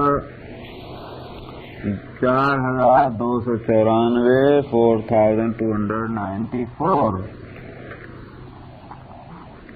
بسم اللہ الرحمن الرحیم. وعنها عن النبی صلی اللہ علیہ وسلم قال اشد الناس عذابا یوم القیامت الذین یضاہون بخلق اللہ. عائشہ رضی اللہ عنہا ہی سے مروی ہے اور نبی کریم صلی اللہ علیہ وسلم سے روایت کرتی ہیں کہ آپ نے فرمایا قیامت کے دن سب سے زیادہ سخت عذاب میں وہ لوگ ہوں گے جو اللہ کی تخلیق اور کریشن سے مشابہت کریں، یعنی ان کی جیسی چیزوں کو بنائیں جو اللہ نے بنائی ہیں. اس کے معنی یہ ہوگا کہ بھئی کسی کا کوئی کام آدمی کر رہا ہے، اس کے جیسے کام کرنے کا مطلب کیا ہوا؟ میں بھی تمہارا جیسا ہوں، یہ تو معنی ہوا. تو جب دنیا میں بھی ہم یہ سمجھتے ہیں تو اللہ سبحانہ و تعالیٰ کے ہم یہی ہے. اللہ نے تخلیق کی ہے، اس کی جیسی تخلیق کرنے کھڑے ہوئے تو برابری کی ایک صورت ہے، چاہے عقیدہ ہو یا نہ ہو. گزشتہ بھی ہے تفسیر میں کیونکہ وقت نہیں تھا تو کوشچن نہیں آیا ہوا. جیسے لوگ سوائے پاسپورٹ وغیرہ کے ہٹ کے جو دوسری جو تصاویر لیتے ہیں گھروں میں فیملی کے لوگوں کی وغیرہ وغیرہ یا کچھ شادی بیاہ، تو وہ بھی اسی کے اندر یقین آنا ہی چاہیے، آنا چاہیے اسی میں، سوائے ایسی شکل کے کہ جیسے وہ کیمرے ہوتے ہیں کہ صاحب وہ پکچر لی اور ختم ہو گئی، مطلب یہ کیا وہ قائم نہیں رہی. جیسے آپ ادھر کیمرہ لگا کر یہاں ٹی وی پر آپ دیکھ رہے ہیں، لیکن یہ کہ وہ ختم. تو وہ ایک اس کو کہیں گے مثال ہے تھوڑی سی، جیسے پانی کے اندر، شیشے کے اندر، آئینے کے اندر آپ اپنی تصویر دیکھ رہے ہیں، تو وہ ٹھہراؤ نہیں ہے. اس واسطے وہ تو درست ہے، لیکن ضروری نہیں، وہ بات نہیں، ضروری نہیں نا. اگر آپ اس کو جو ہے ٹھہرا دیتے ہیں پیپر پر کہ جب نظر آ جائے پیپر پہ، کپڑے پہ، دیوار پہ، کہیں پہ، تو پھر وہ اسی حکم میں آ جاتا ہے. تو مووی کیمرہ وغیرہ بھی اسی میں آ رہے ہیں. وعن ابی ہریرہ قال سمعت رسول اللہ صلی اللہ علیہ وسلم یقول قال اللہ تعالی ومن اظلم ممن ذاب يخلق كخلقی فليخلقوا ذرة او ليخلقوا حبة او شعيرة. ابو ہریرہ رضی اللہ عنہ سے روایت ہے، انہوں نے کہا کہ میں نے رسول اللہ صلی اللہ علیہ وسلم سے یہ فرماتے سنا کہ اللہ تعالی نے فرمایا اس شخص سے بڑھ کر کون ظالم ہوگا کہ جو میری جیسی پیدائش پیدا کرنے کے جیسی چیز وہ پیدا کرنا چاہتا ہے، تو اس کو چاہیے کہ پھر وہ چیمٹی بنائے اور اسی طرح سے غلہ بنائے، گیہوں اور جو ساری چیزیں پیدا کرو پھر. تو یہ اللہ تعالیٰ کا فرمانا ہے. اصل میں بعض لوگ جو ہیں یہ ایک بحث کھڑی کر دیتے ہیں جس کا کوئی جو ہے یہ بچاؤ کی صورت چاہتے ہیں کہ ہو جائے کہ صاحب دراصل وہ اس چیزوں سے ممانعت مقصود تھی کہ جو سالڈ چیزیں بنے، مٹی کی بنائی ہے، پلاسٹک کی بنائی ہے، تو یہ تصویریں جو ہیں اس سے منع ہے کیونکہ اصل میں اس چیز سے بت پرستی ہوتی تھی. لیکن یہ کہ جو کاغذ کے اوپر یا فلاں چیز پر جو اس طرح کی تصویریں بن جاتی ہیں اس میں کوئی حرج نہیں. لیکن آپ دیکھ رہے ہیں کہ اس نظریے اور اس تھنکنگ کے لیے کوئی اس میں گنجائش اس واسطے نہیں ہے کہ پردے کا مسئلہ آ چکا تھا کہ پردے پر جو تھے وہ تصویریں بنی ہوئی تھیں تو ظاہر ہے کہ وہ مجسم تو نہیں ہوگی، وہ سالڈ نہیں ہوگی، لیکن آپ نے اس کو بھی کھینچ کے پھاڑ دیا. وعن عبد الله بن مسعود قال سمعت رسول الله صلى الله عليه وسلم يقول اشد الناس عذابا عند الله المصورون. عبداللہ بن مسعود سے روایت ہے، انہوں نے کہا کہ رسول اللہ صلی اللہ علیہ وسلم سے میں نے فرماتے سنا کہ اللہ کے نزدیک سب سے زیادہ عذاب میں وہ لوگ کون لوگ ہوں گے؟ تصویریں بنانے والے. تو اب ایک کی روایت تھوڑی ہے اس میں، یعنی آپ دیکھ رہے ہیں کہ صاحب عائشہ، ابو ہریرہ، عبداللہ ابن مسعود کتنی روایتیں کر رہے ہیں. وعن ابن عباس قال سمعت رسول اللہ صلی اللہ علیہ وسلم يقول كل مصور في النار يجعل له بكل صورة صورها نفسا فيعذبه في جهنم. قال ابن عباس فإن كنت فلا بد فاعلا فاصنع الشجر وما لا روح فيه. ابن عباس رضی اللہ عنہ سے روایت ہے، انہوں نے کہا کہ رسول اللہ صلی اللہ علیہ وسلم سے میں نے فرماتے سنا کہ ہر تصویر بنانے والا جہنم میں ہوگا، اس کے لیے ہر صورت جو اس نے بنائی ہوگی اس کو وہاں ایک جان دے دی جائے گی اور وہ جان اس کو عذاب دے گی جہنم کے اندر. تو جتنا اس کا یوں کہ یہ کہ اس کا کریشن جو ہے وہاں اس نے تو دنیا میں جان نہیں ڈالی تھی، لیکن قیامت میں اللہ تعالیٰ اس میں جان ڈال دیں گے اور اس کو حکم ہوگا کہ تم ہی اس کو عذاب دو، تو یہ مجسم عذاب بن جائیں گے. ابن عباس رضی اللہ عنہما نے اس حدیث کو بیان کر کے فرمایا تمہیں اگر کرنا ہی ہے تو پھر درخت بنا لو یا ایسی چیزیں بنا لو جس کے اندر روح اور جان نہیں ہے، تو ان کی تصویریں بنا سکتے ہیں، لیکن جاندار چیزوں کی تصویریں بنانا اس سے شریعت نے منع کیا ہے. وعنه قال سمعت رسول الله صلى الله عليه وسلم يقول من تحلم بحلم لم يره كلف أن يعقد بين شعيرتين ولن يفعل ومن استمع إلى حديث قوم وهم له كارهون أو يفرون منه صب في أذني العنق يوم القيامة ومن صور صورة عذب وكلف أن ينفخ فيها وليس بنافخ. ابن عباس رضی اللہ عنہ اس روایت ہے، انہوں نے کہا کہ میں نے رسول اللہ صلی اللہ علیہ وسلم سے فرماتے سنا جس نے ایسا خواب بیان کیا جو اس نے دیکھا نہیں تو اس کو اس بات کے لیے مجبور کیا جائے گا کہ دو جو ہوتی نا گیہوں کی قسم کی جو، ان دو جو کو ایک دوسرے سے ملاؤ، اور وہ ہرگز ایسا نہیں کر سکے گا. جو کو جو سے کیسے ملا سکتے ہیں؟ وہ تو نہیں کر سکتا. ومن استماع، اور اگر جس شخص نے ایسے لوگوں کی بات کو سننے کا ارادہ کیا بالقصد اور بڑی توجہ سے کہ جس بات کو وہ لوگ ناپسند کرتے ہیں، یعنی ان کے تعلق سے یہ باتیں لوگ کریں ان کو اچھا نہیں لگتا، اور یا پھر رون امین یا ایسی باتوں سے وہ بھاگتے ہیں. صب فی اذنی العنق، اس کے ایسے سننے والوں کے کان میں سیسا ڈالا جائے گا. کیوں سن رہے تھے؟ تو ایک تو یہ کہ آواز پڑ گئی، ہٹ اور اسے روکو نہیں تو ہٹ جاؤ. لیکن استماع کا مطلب کیا ہوا؟ توجہ سے سننا. تو کسی کی برائیاں ہو رہی ہیں، جس کی برائی ہو رہی ہے، فرمایا کہ اگر اس کو یہ بات پسند نہیں ہے کہ میرے تعلق سے یہ بات کہی جائے، کیوں سن رہے ہیں بیٹھ کر کے وہاں؟ تو یہ اس کا مطلب کیا ہوا کہ بھئی اس کی عزت بے عزتی سے بدل رہی ہے. جہاں تک اور ومن صورہ، اور جس نے کوئی صورت بنائی اس کو عذاب دیا جائے گا اور اس کو مجبور کیا جائے گا کہ اس میں روح پھونکے، حالانکہ وہ روح پھونکنے والا نہیں ہے، نہیں پھونک سکتا۔ جہاں تک خواب کا تعلق ہے، اصل بات یہ ہے کہ خواب جو ہے یہ ایک عالم غیب کی بات ہے۔ خواب کا تعلق عالم غیب سے ہے، کیونکہ جو چیز ہم کو نظر نہیں آتی اسی کو تو غیب کہتے ہیں نا بھائی، تو وہ اس عالم کی چیز نہیں ہے خواب میں جو کچھ آدمی دیکھتا ہے۔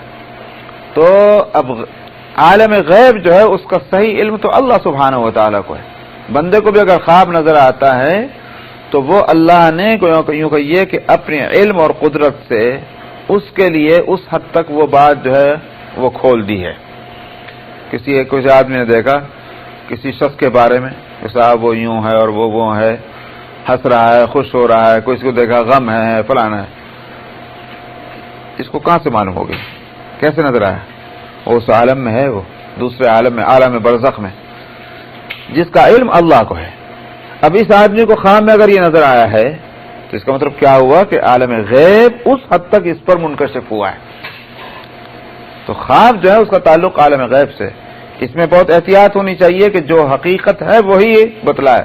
اسی واسطے تعبیر کے جو علماء ہیں ان کا یہ کہنا ہے کہ ہر ایک کو نہیں بتلاؤ خواب بھی جا کر کے، بلکہ جو عالم ہو ان خوابوں کے تعبیر کا، اور دوسری بات یہ کہ وہ ہمدرد ہو، ایسے آدمی کو خواب بتلانا چاہیے، کیونکہ وہ ظاہر ہے کہ عالم غیب سے متعلق ہے، تعبیر جو ہے وہ صحیح آنی چاہیے، الٹی سیدھی تعبیر نہ دے دے وہ آدمی۔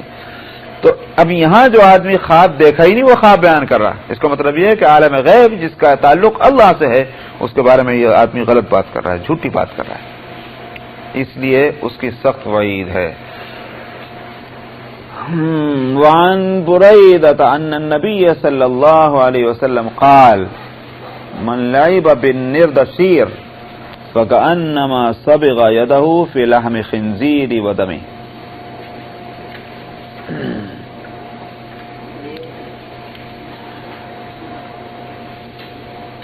صاحب ابو ہریرہ رضی اللہ عنہ سے روایت ہے، انہوں نے کہا کہ ابو ہریرہ رضی اللہ عنہ سے روایت ہے کہ نبی کریم صلی اللہ علیہ وسلم نے فرمایا جس شخص جو نردشیر سے جس نے کھیلا اس نے ایسا جیسے اپنے ہاتھوں کو خنزیر کے خون اور اس کے گوشت میں اس نے رنگ دیا ہے، مطلب یہ بہت برائی بترائی، گندگی ہے۔ نردشیر جو ہے یہ کھیل ہے، اور یہ تو یہ کہتے ہیں کہ یہ ایران میں کھیلا جاتا تھا، اور وہاں ایک بادشاہ تھا جس کا نام تھا شابور ابن اردشیر، اس سے وہ یہ کھیل کھیلتا تھا۔ تو اس واسطے بلکہ آگے چل کر کے اس کے باپ کا نام تابع کو، اس کے باپ کا نام اردشیر، یہ ساسانی بادشاہوں میں بادشاہ گزرا ہے، تو یہ کھیل کھیلتے تھے۔ ہو سکتا ہے کہ اس میں ہار جیت رہی ہو، کہ ہارنا اور جیتنا، تو ایسے کھیل جس میں ہار جیت ہوتی ہے اور اس پہ لین دین ہوتا ہے پیسے کا، تو جتنے جوئے وغیرہ کی قسم کی چیزیں ہوں گی، یہ ایسے کھیل کہ جو آدمی کو جناب وہ سلسلہ نہ نماز کے نہ روزے کے، وہ سارے کھیل منع ہیں۔ عن ابی ہریرہ قال قال رسول اللہ صلی اللہ علیہ وسلم اتانی جبرائیل علیہ السلام قال اتیتک البارحہ فلم يمنعني أن أكون دخلت إلا أنه كان على الباب تماثيل وكان في البيت قرام ستر فيه تماثيل وكان في البيت كلب فمر برأس التمثال الذي على باب البيت فيقطع فيصير كهيئة الشجرة ومر بالستر فليقطع فليجعل وسادتين منبوذتين توطئان ومر بالكلب فليخرج ففعل رسول الله صلى الله عليه وسلم۔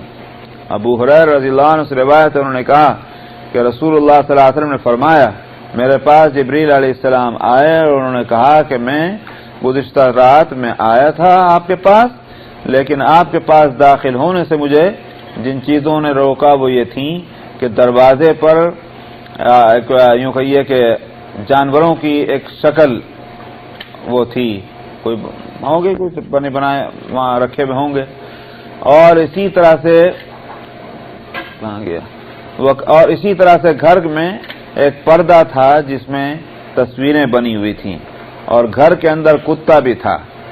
آپ حکم دے دیجئے کہ وہ جو باہر جو بنی ہوئی ہیں جانوروں کے کیا کہیں گے اسے اس کو بھی شکل اسٹیچو جو ہیں ان کے سر جو وہ ختم کر دیے جائیں, ان کے سر توڑ دیے جائیں تو پھر وہ ایک درخت کے جیسا رہ جائے گا. جیسے درخت بے جان ہوتا ہے وہ بھی بے جان رہے گا. اور جہاں تک دروازے پر جو پردہ پڑا ہوا ہے اس کے بارے میں یہ ہے کہ اس کو کاٹ کر کے اس کے گدے تکیے بنا لیں جو پڑے ہوئے رہیں, ان پر چلیں پھریں اور ان کے وہ احترام ختم ہو جائے, پامال ہو جائیں. اور کتے کا جہاں تک تعلق ہے اس کو نکلوا دینا چاہیے. تو رسول اللہ صلی اللہ علیہ وسلم نے ایسا ہی کیا. وعنہ قال قال رسول اللہ صلی اللہ علیہ وسلم یخرج عنق من النار یوم القیامت لها عینان تبصران واذنان تسمعان ولسان ينطق یقول انی وکلت بثلاثة بكل جبار عنید وكل من دعا مع اللہ الہ آخر وبالمصورین. ابو ہریرہ سے روایت ہے, انہوں نے کہا کہ رسول اللہ صلی اللہ علیہ وسلم نے فرمایا جہنم کے دن قیامت کے دن جہنم سے ایک گردن ایسی نکلے گی آگ کی, جیسے آگ کی کیا بولتے ہیں نا شعلہ سے نکلتا ہے, لمبا سے نکل جائے, وہ ہے مراد گردن. تو آگ میں سے گردن نکلے گی جس کے دو آنکھیں ہوں گی جس سے وہ دیکھتے ہوگی, دو کان ہوں گے جس سے سنتے ہوگی, اور زبان بھی ہوگی جس سے بولتی ہوگی وہ. اور وہ کہے گی کہ مجھے 3 آدمیوں پر مجھے مسلط کیا گیا ہے. وہ کون ہے 3 آدمی؟ ایک تو جبار عنید جو ظالم ہو اور متکبر ہو, اور ہر وہ آدمی جو اللہ کے ساتھ دوسرے معبود تجویز کرے, اور تیسرے کون؟ تصویر بنانے والے. تو وہ خاص قسم کا عذاب جہنم میں اس طرح کا ہوگا, وہ کہہ کر کے وہ عذاب دے گا, وہ خود عذاب بولے گا. تصویر بنانا تو شرک کے قریب ہوگا. جی تصویر بنانا شرک کے قریب ہوگا. یہ ہے وہی ہے, شرک اسی تو بچانا تھا. وعن ابن عباس عن رسول اللہ صلی اللہ علیہ وسلم قال ان اللہ تعالی حرم الخمر والمیسر والکوبۃ وقال وكل مسکر حرام قیل الکوبہ الطبل. ابن عباس رضی اللہ عنہما سے روایت ہے, رسول اللہ صلی اللہ علیہ وسلم سے نقل کرتے ہیں, آپ نے فرمایا اللہ تعالیٰ نے شراب حرام کی ہے, جوا حرام کیا ہے, اور کوبہ جو ہے وہ حرام کیا, اور آپ نے فرمایا کہ ہر نشہ دینے والی چیز حرام ہے. تو اس کا مطلب یہ ہے کہ وہ محض الخمر جس کو کہتے ہیں یعنی انگور کی شراب, صرف وہی نہیں بلکہ جس چیز سے بھی نشہ ہوتا ہو وہ چیز حرام ہے. اور کہا گیا کہ کوبہ جو ہے الکوبہ وہ ہے الطبل, ڈپڑا جو ہے نا کیا کہتے ہیں اسے, باجا. تو اصل میں باجا ایک تو ہوتا ہے نقارہ, اس میں تو کوئی حرج نہیں ہے کہ نقارہ کہیے جو کہیے ایک طرف سے بے شک کھلا ہوا ہے ایک طرف سے مڑا ہوا ہے, اس میں بھی تال و سر کوئی نہ ہو, ڈب ڈب ڈب ڈب ڈب ڈب ہو تو وہ ٹھیک ہے, اس میں کوئی بات نہیں. اس واسطے ایسے کا استعمال وہ کیا نام ہے عرب باز پرانا جو ان کا ہے, پرانے قبائل ان کے ہاں وہ ہوتا ہے ابھی ڈب ڈب کا, بچے بھی بجا لیتے ہیں. اور اسی واسطے وہی مطلب ہے اس حدیث کا آلن النکاح ولو کان بالدف, نکاح کا اعلان کرو اگرچہ دف کے ذریعے سے, اس کو دف بولتے ہیں. تو دف اور دف وہ تو درست ہے کہ ایک طرف سے مڑا ہوا ہے دوسری طرف سے کھلا ہوا ہے, اور ہاتھ سے اس کو مارنے میں کوئی تال و سر کچھ نہیں ہے, بس دف دف ہے.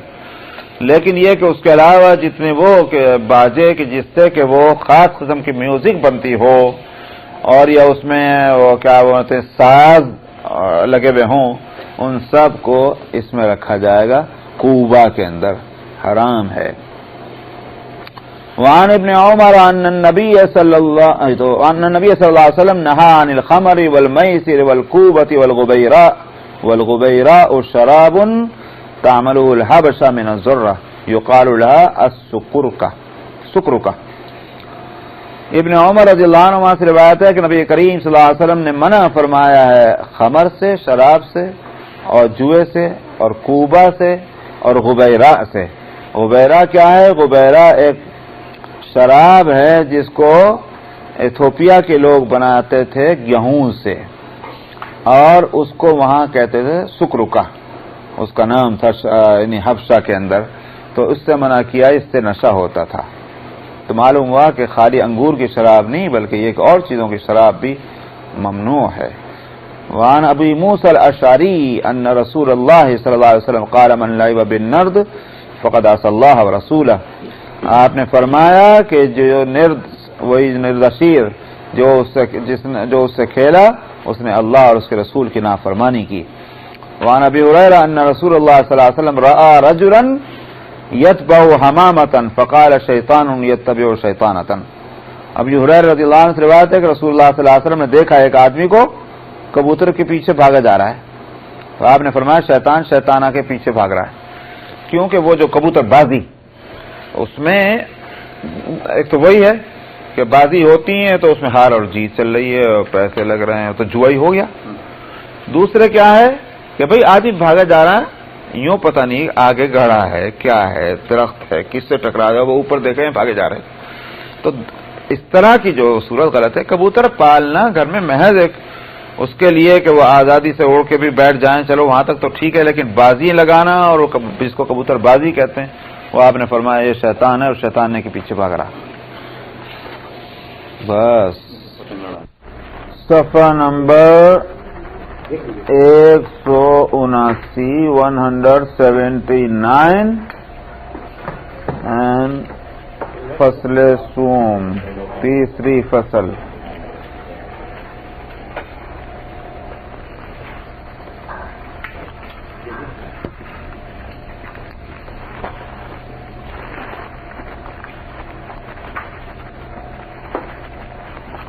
بسم اللہ الرحمن الرحیم۔ عن سعید بن ابی الحسن قال كنت عند ابن عباس اذ جاءه رجل فقال يا ابن عباس انی رجل انما معیشتی من صنعة یدی وانی اصنع هذه التصاویر۔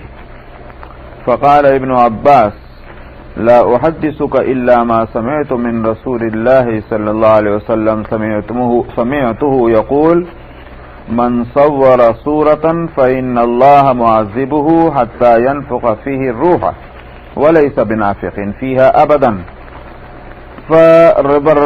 فرب الرجل ربوة شديدة واصفر وجهه فقال ويحك إن أبيت أن لا تصنع فعليك بهذا الشجر وكل شيء ليس فيه روح۔ سعید ابن ابی الحسن سے روایت ہے، انہوں نے کہا کہ میں حضرت عبداللہ ابن عباس رضی اللہ عنہما کے پاس تھا، تو آپ کے پاس ایک شخص آیا اور اس نے کہا کہ اے ابن عباس میں ایک ایسا آدمی ہوں کہ میرا روزگار میرے ہاتھ کی ایک صنعت ہے، مطلب ایک پروڈکشن جو ہے وہی میرا روزگار ہے جو میں اپنے ہاتھ سے کرتا ہوں، اور میں یہ تصویریں بناتا ہوں، تو لہذا یہ میرے لیے اس کا کیا حکم ہے؟ تو ابن عباس رضی اللہ عنہ نے فرمایا کہ میں تم سے وہی بات بتلاؤں گا جو میں نے رسول اللہ صلی اللہ علیہ وسلم سے فرماتے سنی ہے۔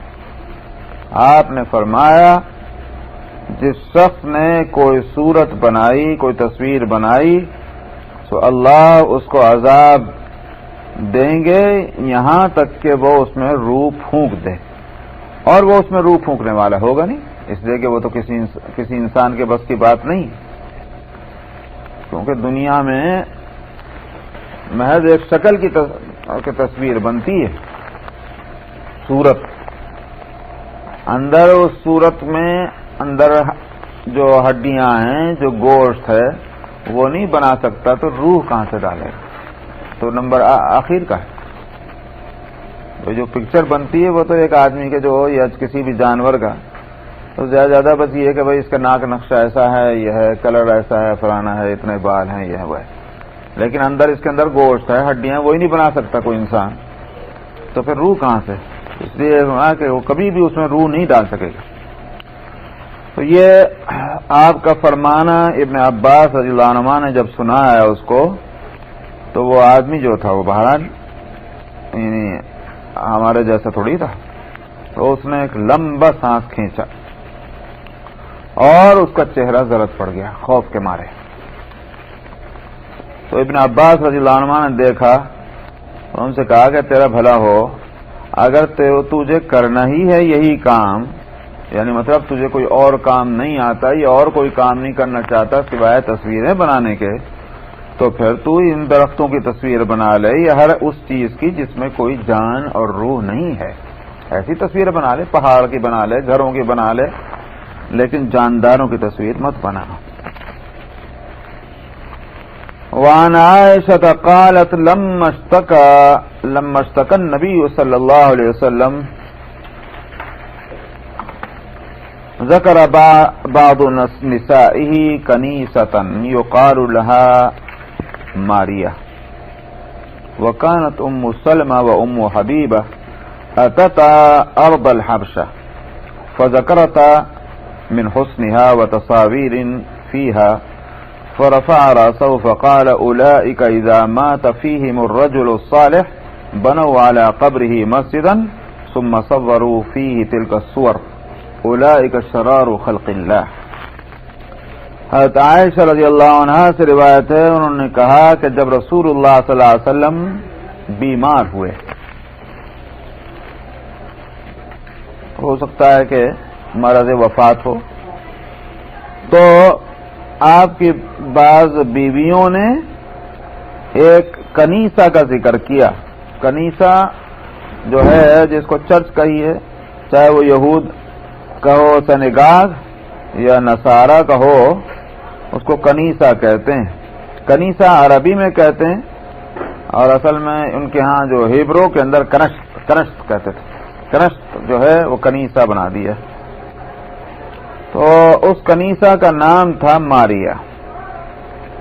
اس کا ذکر کرنے لگی وہ آپ کے ازواج آپ سے، اور یہ ام سلمہ ام حبیبہ دونوں رضی اللہ عنہما، دونوں چونکہ ایتھوپیا کی زمین میں ہجرت کر کے گئی تھی، وہاں سے آئی تھی، تو انہوں نے دونوں نے جو ہے وہ اس ماریا جو کنیسہ تھا عبادت خانہ، اس کی خوبصورتی کا ذکر کیا اور جو اس میں تصویریں بنی ہوئی تھیں اس کا بھی ذکر کیا کہ بہت اچھی خوبصورت تصویریں، یوں ایسی تصویر ویسی تصویر ویسی تصویر، وہ آپ سے ذکر کر رہی تھی. تو آپ نے اپنا سر اٹھایا اور فرمایا کہ یہ وہ لوگ ہیں کہ جب ان میں کوئی نیک آدمی مر جایا کرتا تھا تو اس کی قبر پر ایک معبد بنا لیا کرتے تھے، یعنی عبادت کی جگہ، پھر اس میں یہ تصویریں بنا لیتے تھے. یہ تھی صورت. تو وہ تصویریں بزرگوں کی ہوتی تھیں، آگے چل کر انہی کی پوجا ہوتی تھی. تو فرمایا کہ یہ اللہ کی بدترین مخلوق ہیں کہ اس طرح کی تصویریں خود بنانا اور نتیجہ اس کا یہ کہ آگے چل کر کے ان کی پوجا ہونے لگنا. اس لیے شرک پھیلانے والے لوگ ہیں بدترین مخلوق ہوئی. وعن ابن عباس قال تو یہاں سے ایک بات کیا سمجھ میں آئی ہے کہ حکمت تو ممانعت کی یہ ہے، حکمت علت نہیں، حکمت تو ممانعت کی تصویروں کی یہ ہے کہ شرک کی ابتدا اسی سے ہوئی ہے. تو لہذا آئندہ اس دروازے کو بند رکھنا چاہیے کہ جس سے کبھی شرک ہوا ہے. یہ تو ہے حکمت. اور جہاں تک اس کا ہے کہ اس میں سزا کا تعلق ہے، تو سزا کو اگر سامنے رکھا جائے تو سزا جو بتلائی گئی کہ اس میں روح پھونکنے کو کہا جائے گا کہ اس میں تم جان ڈالو، اور جان جب نہیں ڈال سکے گا تو نتیجہ اس کا یہ ہوگا پھر عذاب ہوگا. تو لہذا اگر یہ اطمینان بھی ہو جائے کہ جو تصویریں بنائی جا رہی ہیں یہ شرک کا سبب نہیں بنے گی، تب بھی وہ ناجائز ہی ہوگا. تو حکمت ہونا الگ بات ہے، اور جب حکم آ گیا صاحب تو حکمت کے تابع نہیں رہا. مسجد کا ذکر ہے یہاں پر، مسجد سجدہ کرنے کی، عبادت کرنے کی جگہ. کیا خطبے منانا چاہے؟ خطبے نہیں، وہ خیر ایک الگ مسئلہ ہے، اس کی تو ممانعت الگ ہے، اس کی ممانعت تو الگ سے ہے، یہاں نہیں ہے. لیکن یہ کہ قبوں کی ممانعت اس واسطے بھی ہے کہ ایک تو پکی قبریں بنانا کو منع کیا گیا ہے. جب قبریں ہی پکی بنانا منع ہے تو اس پر قبے بنانا تو اور بھی ممانعت اس کی ہوئی. اور اس میں بھی دو باتیں ہیں، ایک تو وہی بلکہ تین وجہ ہوں گی. ایک تو یہ ہوا کہ صاحب اس کا مطلب کیا ہوا کہ ان قبروں کی آگے چل کر کے وہاں وہ خرافات ہوں گی جس سے اسلام روکنا چاہتا. دوسری بات کیا ہے کہ صاحب قبرستان اور قبروں پر جانے کی جو حکمت تھی کہ جس کی وجہ سے اجازت دی گئی کہ قبروں پر جائیں، وہ ہے عبرت حاصل کرنا کہ بھئی موت آدمی کو یاد آئے. لیکن ظاہر ہے کہ جب قبے بن جائیں گے تو پھر وہ حالت نہیں ہوتی. عام طور پر تجربہ بھی یہی ہے کہ خالی قبرستان میں جا کر انسان کو جو عبرت حاصل ہوتی وہ بہترین مقبروں پر جا کر وہ بات نہیں حاصل ہوتی. دوسرا تو تیسری بات یہ ہے کہ ظاہر ہے کہ یہ پیسہ مسلمانوں کا ہے جو اس پر لگا ہے، اور مسلمانوں کا پیسہ جو اگر حلال سے کمایا گیا ہے تو وہ اللہ کے نزدیک خود جو اس پیسے کے مالک ہیں دنیا میں ان سے زیادہ وہ قیمتی پیسہ ہے اللہ کے نزدیک. اس لیے اس کا استعمال ضرورت کے موقع پر ہونا چاہیے، اور یہ ضرورت ہے ہی نہیں شریعت میں مسلم، تو لہذا یہ پیسے کا ضائع کرنا ہوا. تین وجہ ہیں. وعن ابن عباس قال قال رسول اللہ صلی اللہ علیہ وسلم ان اشد الناس عذابا یوم القیامہ من قتل نبیا او قتله نبی او قتل احد والدیہ والمصورون وعالم لم ينتفع بعلمه. ابن عباس رضی اللہ عنہ سے روایت ہے، انہوں نے کہا کہ رسول اللہ صلی اللہ علیہ وسلم نے فرمایا قیامت کے دن سخت ترین عذاب میں لوگوں کے اندر کون ہوں گے؟ ایک تو وہ جس نے کسی نبی کو قتل کیا ہوگا. بات صاف ہے، اس میں تو کوئی تفصیل کی ضرورت نہیں. یا وہ شخص جس کو کسی نبی نے قتل کیا ہوگا، اس واسطے کہ ظاہر ہے کہ نبی کسی کو قتل کر رہے ہیں تو وہ اس کا مجرم ہونا صاف ہے کہ نبی کے مقابلے پر آیا. ایک تو یہ کہ جماعت نبی کے مقابلے پر، لیکن نبی کے بالکل سامنے آیا، نبی پر حملہ کر رہا ہے، تبھی تو اس نے نبی نے اس کو قتل کیا ہوگا. تو یہ بات کہ قتل تو وہ ہو گیا مگر اصل میں یہ نبی کو قتل کرنا جا رہا تھا، سمجھا؟ اس واسطے اسی لیے نبی کریم صلی اللہ علیہ وسلم نے کہ ہاتھ سے کوئی آدمی قتل نہیں ہوا، صرف ایک آدمی کا زخم لگا تھا، لیکن وہ بھی کس طرح سے، حالانکہ وہ زخم اتنا کاری نہیں تھا لیکن وہ زخم اس کے لیے سخت تکلیف دہ بنا اور آخر اسی میں وہ کچھ دن کے بعد مر گیا تھا. لیکن آپ کے ہاتھ سے کوئی قتل، اسی لیے آپ بچاتے تھے اپنے آپ کو. او قتل احد والدی، اور یا کسی نے اپنے ماں باپ میں سے کسی کو قتل کر دیا، تو یہ تو بہت ہی بڑا جرم ہے. جب اللہ کے بعد بندوں میں سب سے بڑا حق ماں باپ کا رکھا گیا ہے تو پھر ظاہر ہے کہ ماں باپ کے شان میں گستاخی بھی منع، اور جب گستاخی منع تو ان کا قتل کر دینا کتنا بڑا جرم ہوگا. اسی واسطے والدین کے قاتل کو وراثت سے بھی محروم قرار دیا گیا ہے. جی ہاں، اس کو ورثہ نہیں ملے گا، اس لیے کہ اس نے تو اپنا رشتہ ہی کاٹ دیا. اور فرمایا کہ المصورون، تصویریں ایک بنانے والے، وہ بھی سخت ترین عذاب میں اسی زمرے میں آئیں گے. اور آخری فرمایا کہ وہ عالم کے جس کے علم سے نفع نہ پہنچتا ہو لوگوں کو، یعنی علم حاصل کر لیا، حالانکہ علم جو ہے وہ چیز ہے کہ جو پھیلنا چاہیے، اسی لیے تو اللہ نے دنیا میں علم اتارا ہے. لیکن وہ علم دین کہ جس سے کہ دوسروں کو فائدہ نہ پہنچ رہا ہو، ایسا عالم جو ہے وہ بھی سخت ترین عذاب میں ہوگا. تو جس نے علم حاصل کیا اس کا فرض ہے کہ وہ دوسروں تک اس علم کو پہنچائے. وعن علی انہ کان یقول الشطرنج هو میسر الاعاجم، حضرت علی رضی اللہ عنہ سے روایت ہے، فرمایا کرتے تھے کہ شطرنج جو ہے وہ عجمیوں کا جوا ہے، تو لہذا شطرنج بھی ناجائز ہے۔ تو عربوں میں نہیں چلتا تھا یہ، اس لیے انہوں نے عجم کہا کہ بھئی غیر عربوں کے یہاں کا جو ان کے یہاں کے جوئے اور ہوتے ہوں گے، جیسے وہ جو کیا بولتے ہیں تیر جھولے میں ڈال کر کے نکالنا وغیرہ وغیرہ، تو عجم میں یہ شطرنج چلتا تھا۔ وعن ابن شهاب ان ابا موسى الاشعری قال لا يلعب بالشطرنج الا خاطئ۔ ابن شہاب زہری سے روایت ہے کہ ابو موسیٰ اشعری رضی اللہ عنہ نے فرمایا کہ شطرنج کو تو صرف گنہگار ہی کھیلتا ہے، مطلب یہ کہ جس کو جو نیک آدمی ہوگا وہ کیا کھیلے گا، یہ تو جوا ہے۔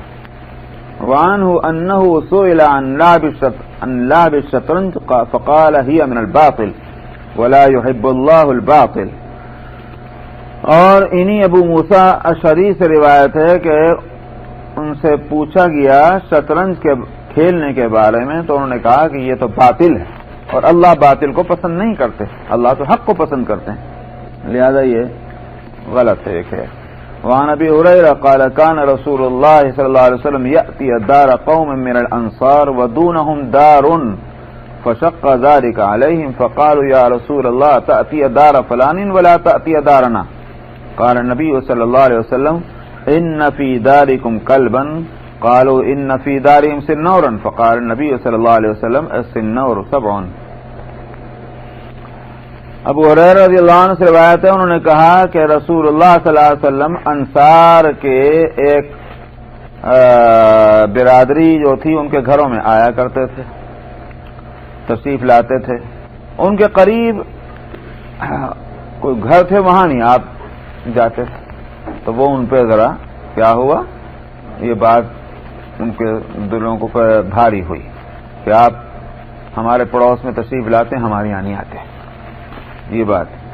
تو انہوں نے کہا یا رسول اللہ آپ فلانے لوگوں کے گھروں میں تشریف لاتے ہیں، ہمارے گھروں میں نہیں آتے آپ نے فرمایا اس لیے کہ تمہارے گھروں میں کتا ہے۔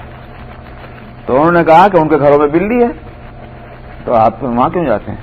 آپ نے فرمایا بلی جو ہے وہ تو ایک بس درندہ ہے، مطلب یہ ہے کہ اس میں وہ کوئی ایسی خرابی نہیں ہے جو کتے کے اندر ہے، تو بلی کو اس پہ مت قیاس کرو، دونوں میں فرق ہے۔ یہ ہوا آپ کے پاس نہیں تک ہے، زیادہ یہیں رک جائیں۔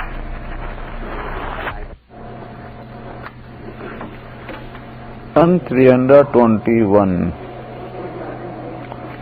بسم اللہ الرحمن الرحیم وعن انس قال قال رسول اللہ صلی اللہ علیہ وسلم ان امثل ما تداویتم به الحجام والقسط البحری۔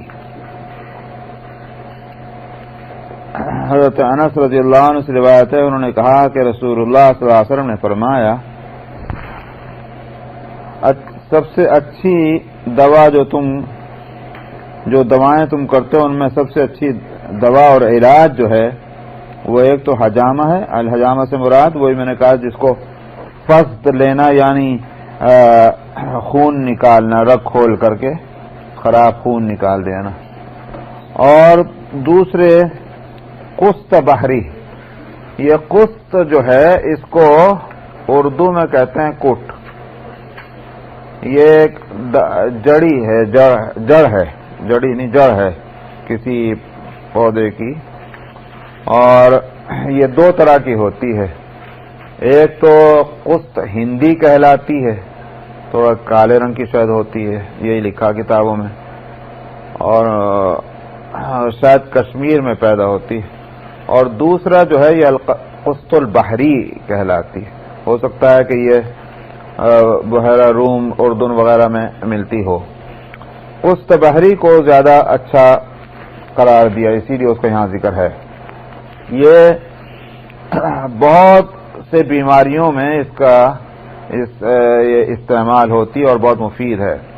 مثال کے طور پر پیٹ کے درد میں اس کو پیٹ پر اگر لیپ کر دیا جائے، اس کو پانی میں ملا کر کے تو یہ بہت اچھا ہے. اسی طرح سے نزلہ اور زکام میں بھی اس کا استعمال بہت مفید ہے کہ اس کا کوئی قطرہ ناک میں ڈال دیا جائے،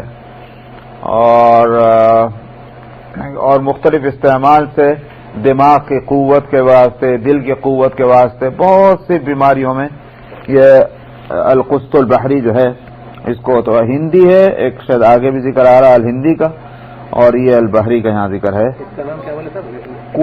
کٹ، ہاں، کاف اور ٹے، کٹ لکھا ہوا ہے کوٹ، لیکن اصل میں بولتے ہیں اسے کٹ.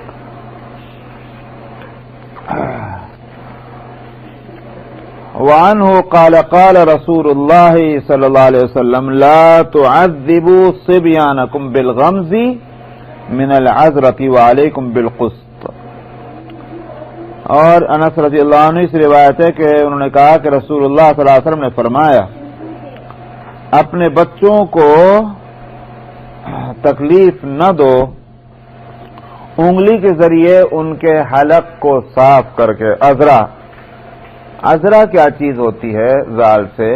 یہ اصل میں ناک اور حلق کے بیچ میں جو راستہ ہے وہاں ایک یوں کہیے کہ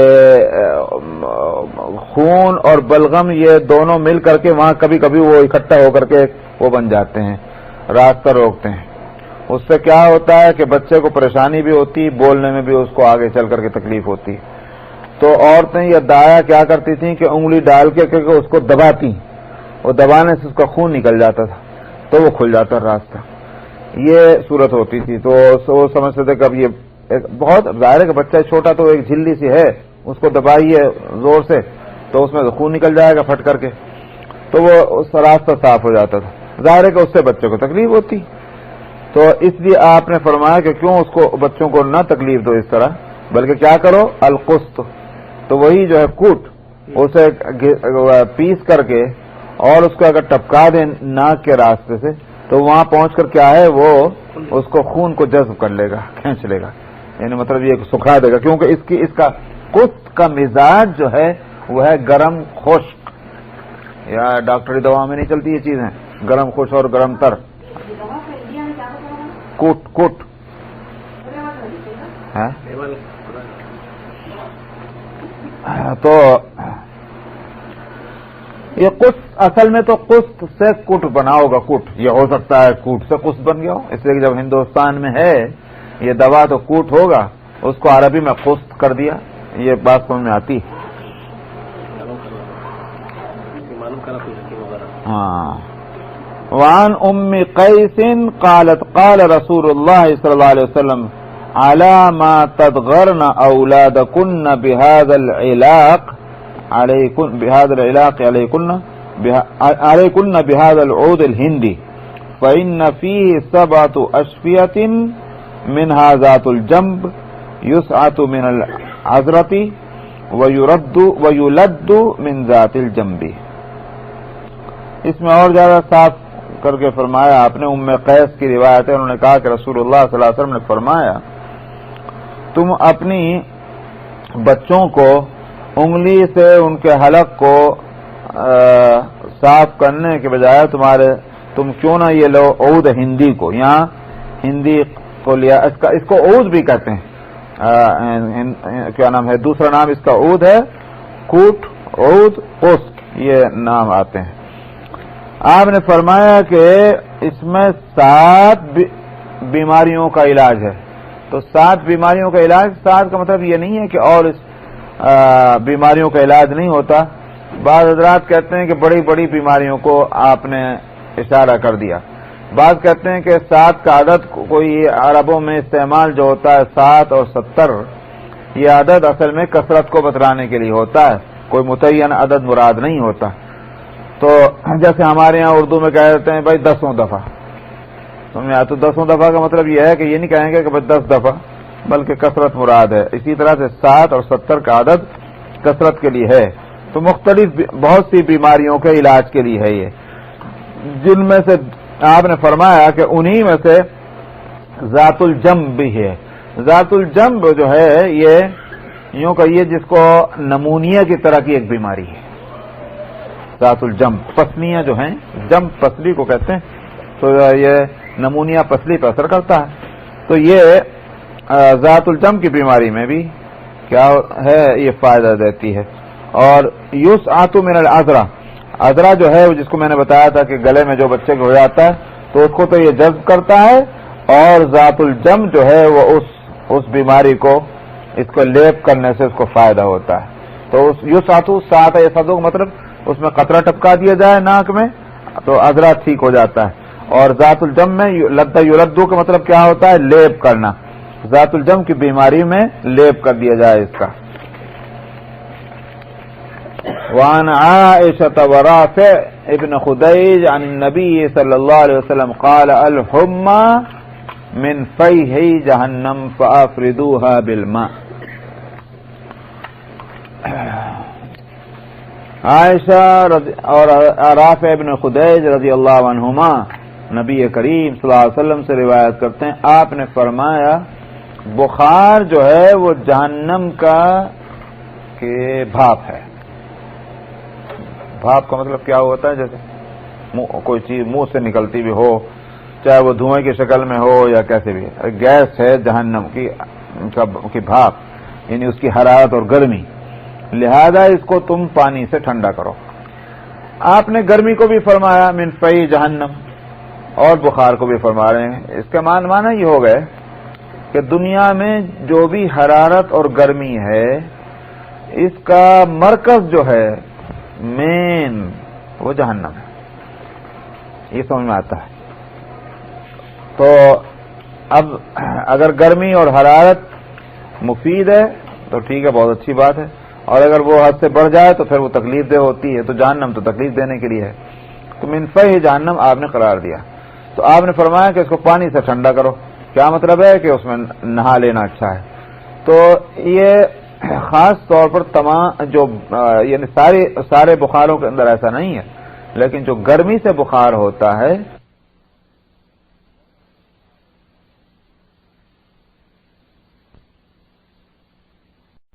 میں یہ سمجھتا ہوں جو تجربہ ہوا ہے وہ یہ کہ بخار اگر نارمل ہو تو اس میں تو خیر نہانا جو ہے وہ اتنا وہ نہیں، لیکن اگر ٹیمپریچر بہت ہائی ہو جائے جس کی وجہ سے دماغ پہ بھی اثر پڑنے لگ جائے اور بہکے وہ بات، مطلب یہ ہے کہ دماغ کنٹرول میں نہ بہت زیادہ ہو جائے، 5 ہو جائے 4 ہو جائے، تو پھر یقیناً نہانا ہی اس کے واسطے اچھا ہے.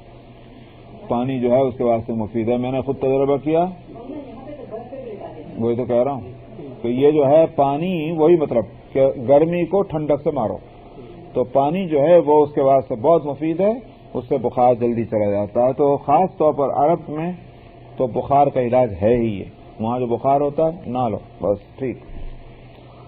وعن انس قال رخص رسول الله صلى الله عليه وسلم في الرقية من العين والحمى والنملة.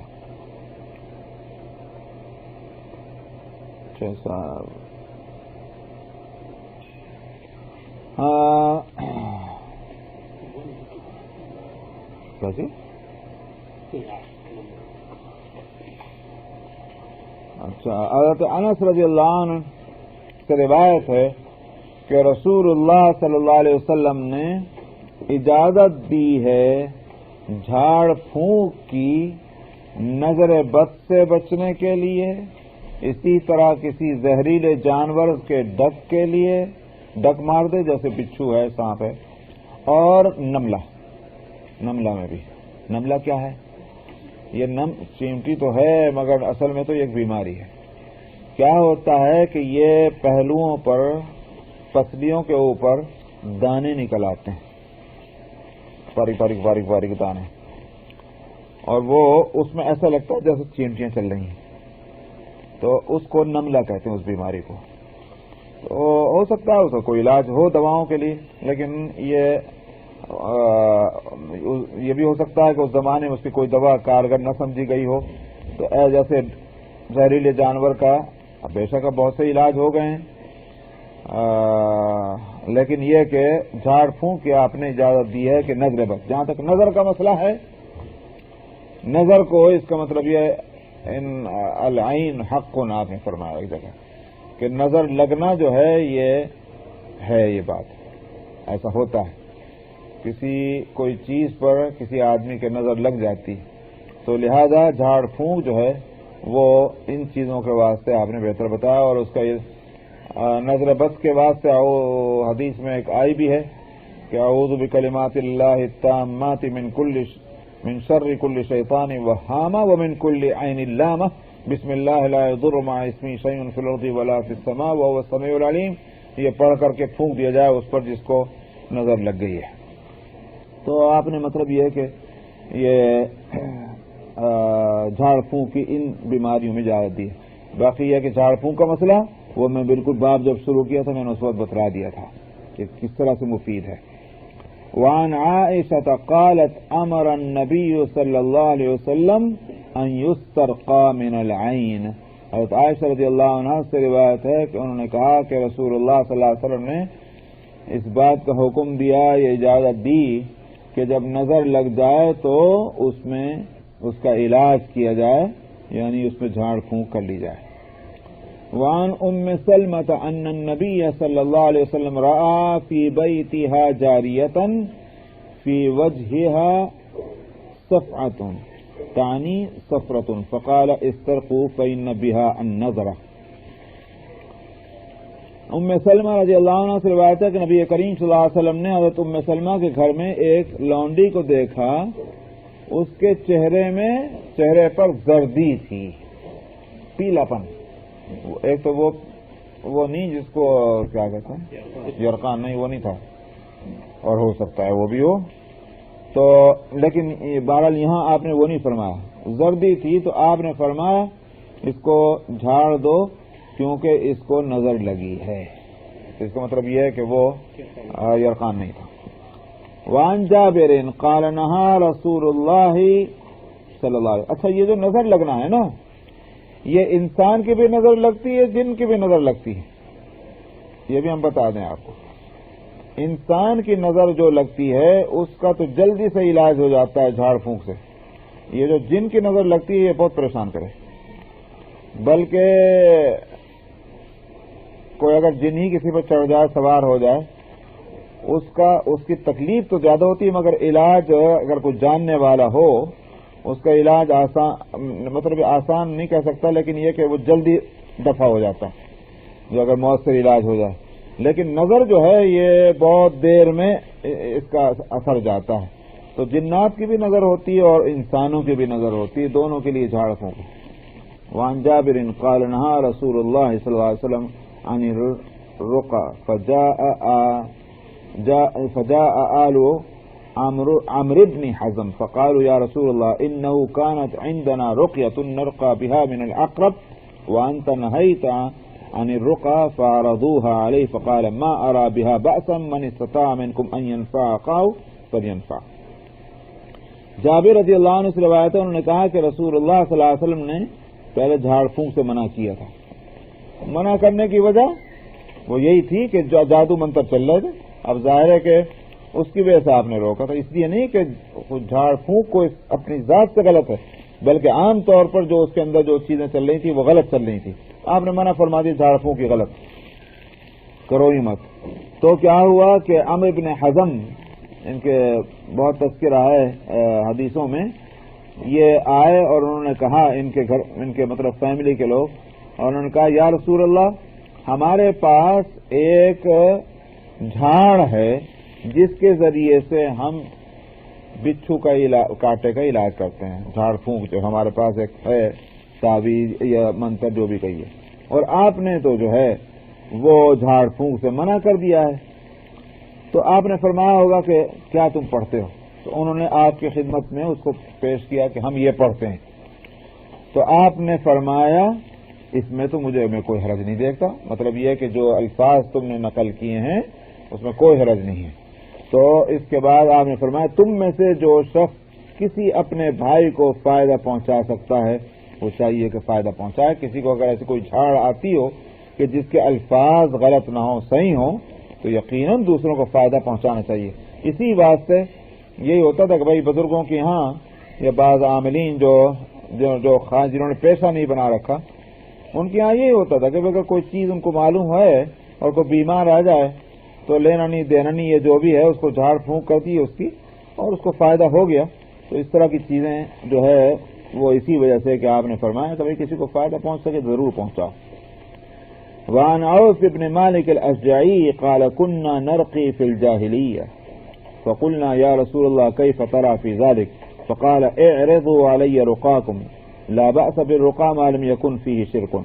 عوف بن مالک اشجعی سے روایت ہے انہوں نے کہا کہ ہم جاہلیت کے زمانے میں جھاڑ پھونک کرتے تھے تو ہم نے کہا کہ یا رسول اللہ آپ اس میں کیا فرماتے ہیں, یعنی آپ کا حکم کیا ہے اس بارے میں.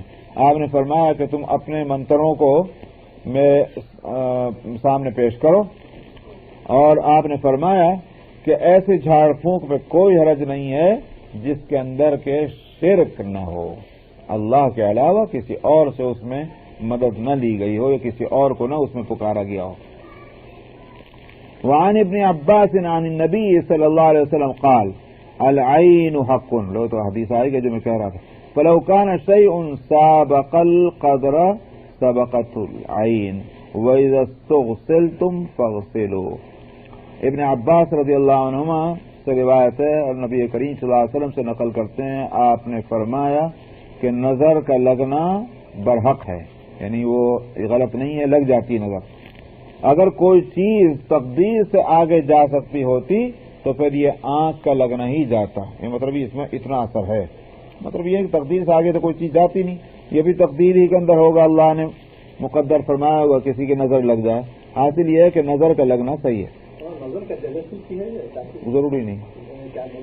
نظر کے معنی یہ ہوتے ہیں کہ بھئی کوئی چیز جو ہے بعض لوگوں کی نظر لگ جاتی ہے, کھانے کی چیز پہ لگ جائے, پینے کی چیز پہ لگ جائے, کسی گھر پہ لگ جائے, کسی آدمی پر لگ جائے, یعنی مطلب کیا ہوا جو دیکھا اس دیکھنے کا کوئی اثر پڑ گیا خود بخود, اس میں ارادے کو دخل نہیں ہوتا. اسی واسطے بہترین بات جو ہے وہ یہ ہے کہ جب کسی اچھی چیز کو دیکھا جائے تو ماشاءاللہ کہنا چاہیے. ماشاءاللہ اگر کہہ دے دیکھنے والا کبھی اس کی نظر جو ہے وہ برا اثر نہیں کرے گی انشاءاللہ. اچھا صاحب, آپ نے فرمایا اگر تم سے غسل چاہا جائے تو غسل دے کر دیا کرو. کیا مطلب؟ یہ علاج کے سلسلے میں ایک بات یہ بھی ہے کہ جس آدمی کی نظر لگ جائے اگر اس کے ہاتھ پاؤں دھلا کر اور اس کا پانی جس پر نظر لگی چھڑک دیا جائے تو اس سے بھی فائدہ ہوتا ہے. تو آپ نے فرمایا کہ ٹھیک ہے اگر اس سے فائدہ ہوتا اور تم سے کوئی شخص کہے کہ بھئی تمہاری نظر لگ گئی ہے تو اس بات سے لا تمہارے ہاتھ پاؤں دھو کر کے اس کا پانی ڈال دیں تو اس میں کوئی برا مت سمجھو, ٹھیک ہے فائدہ ہوگا اس کو. بس جی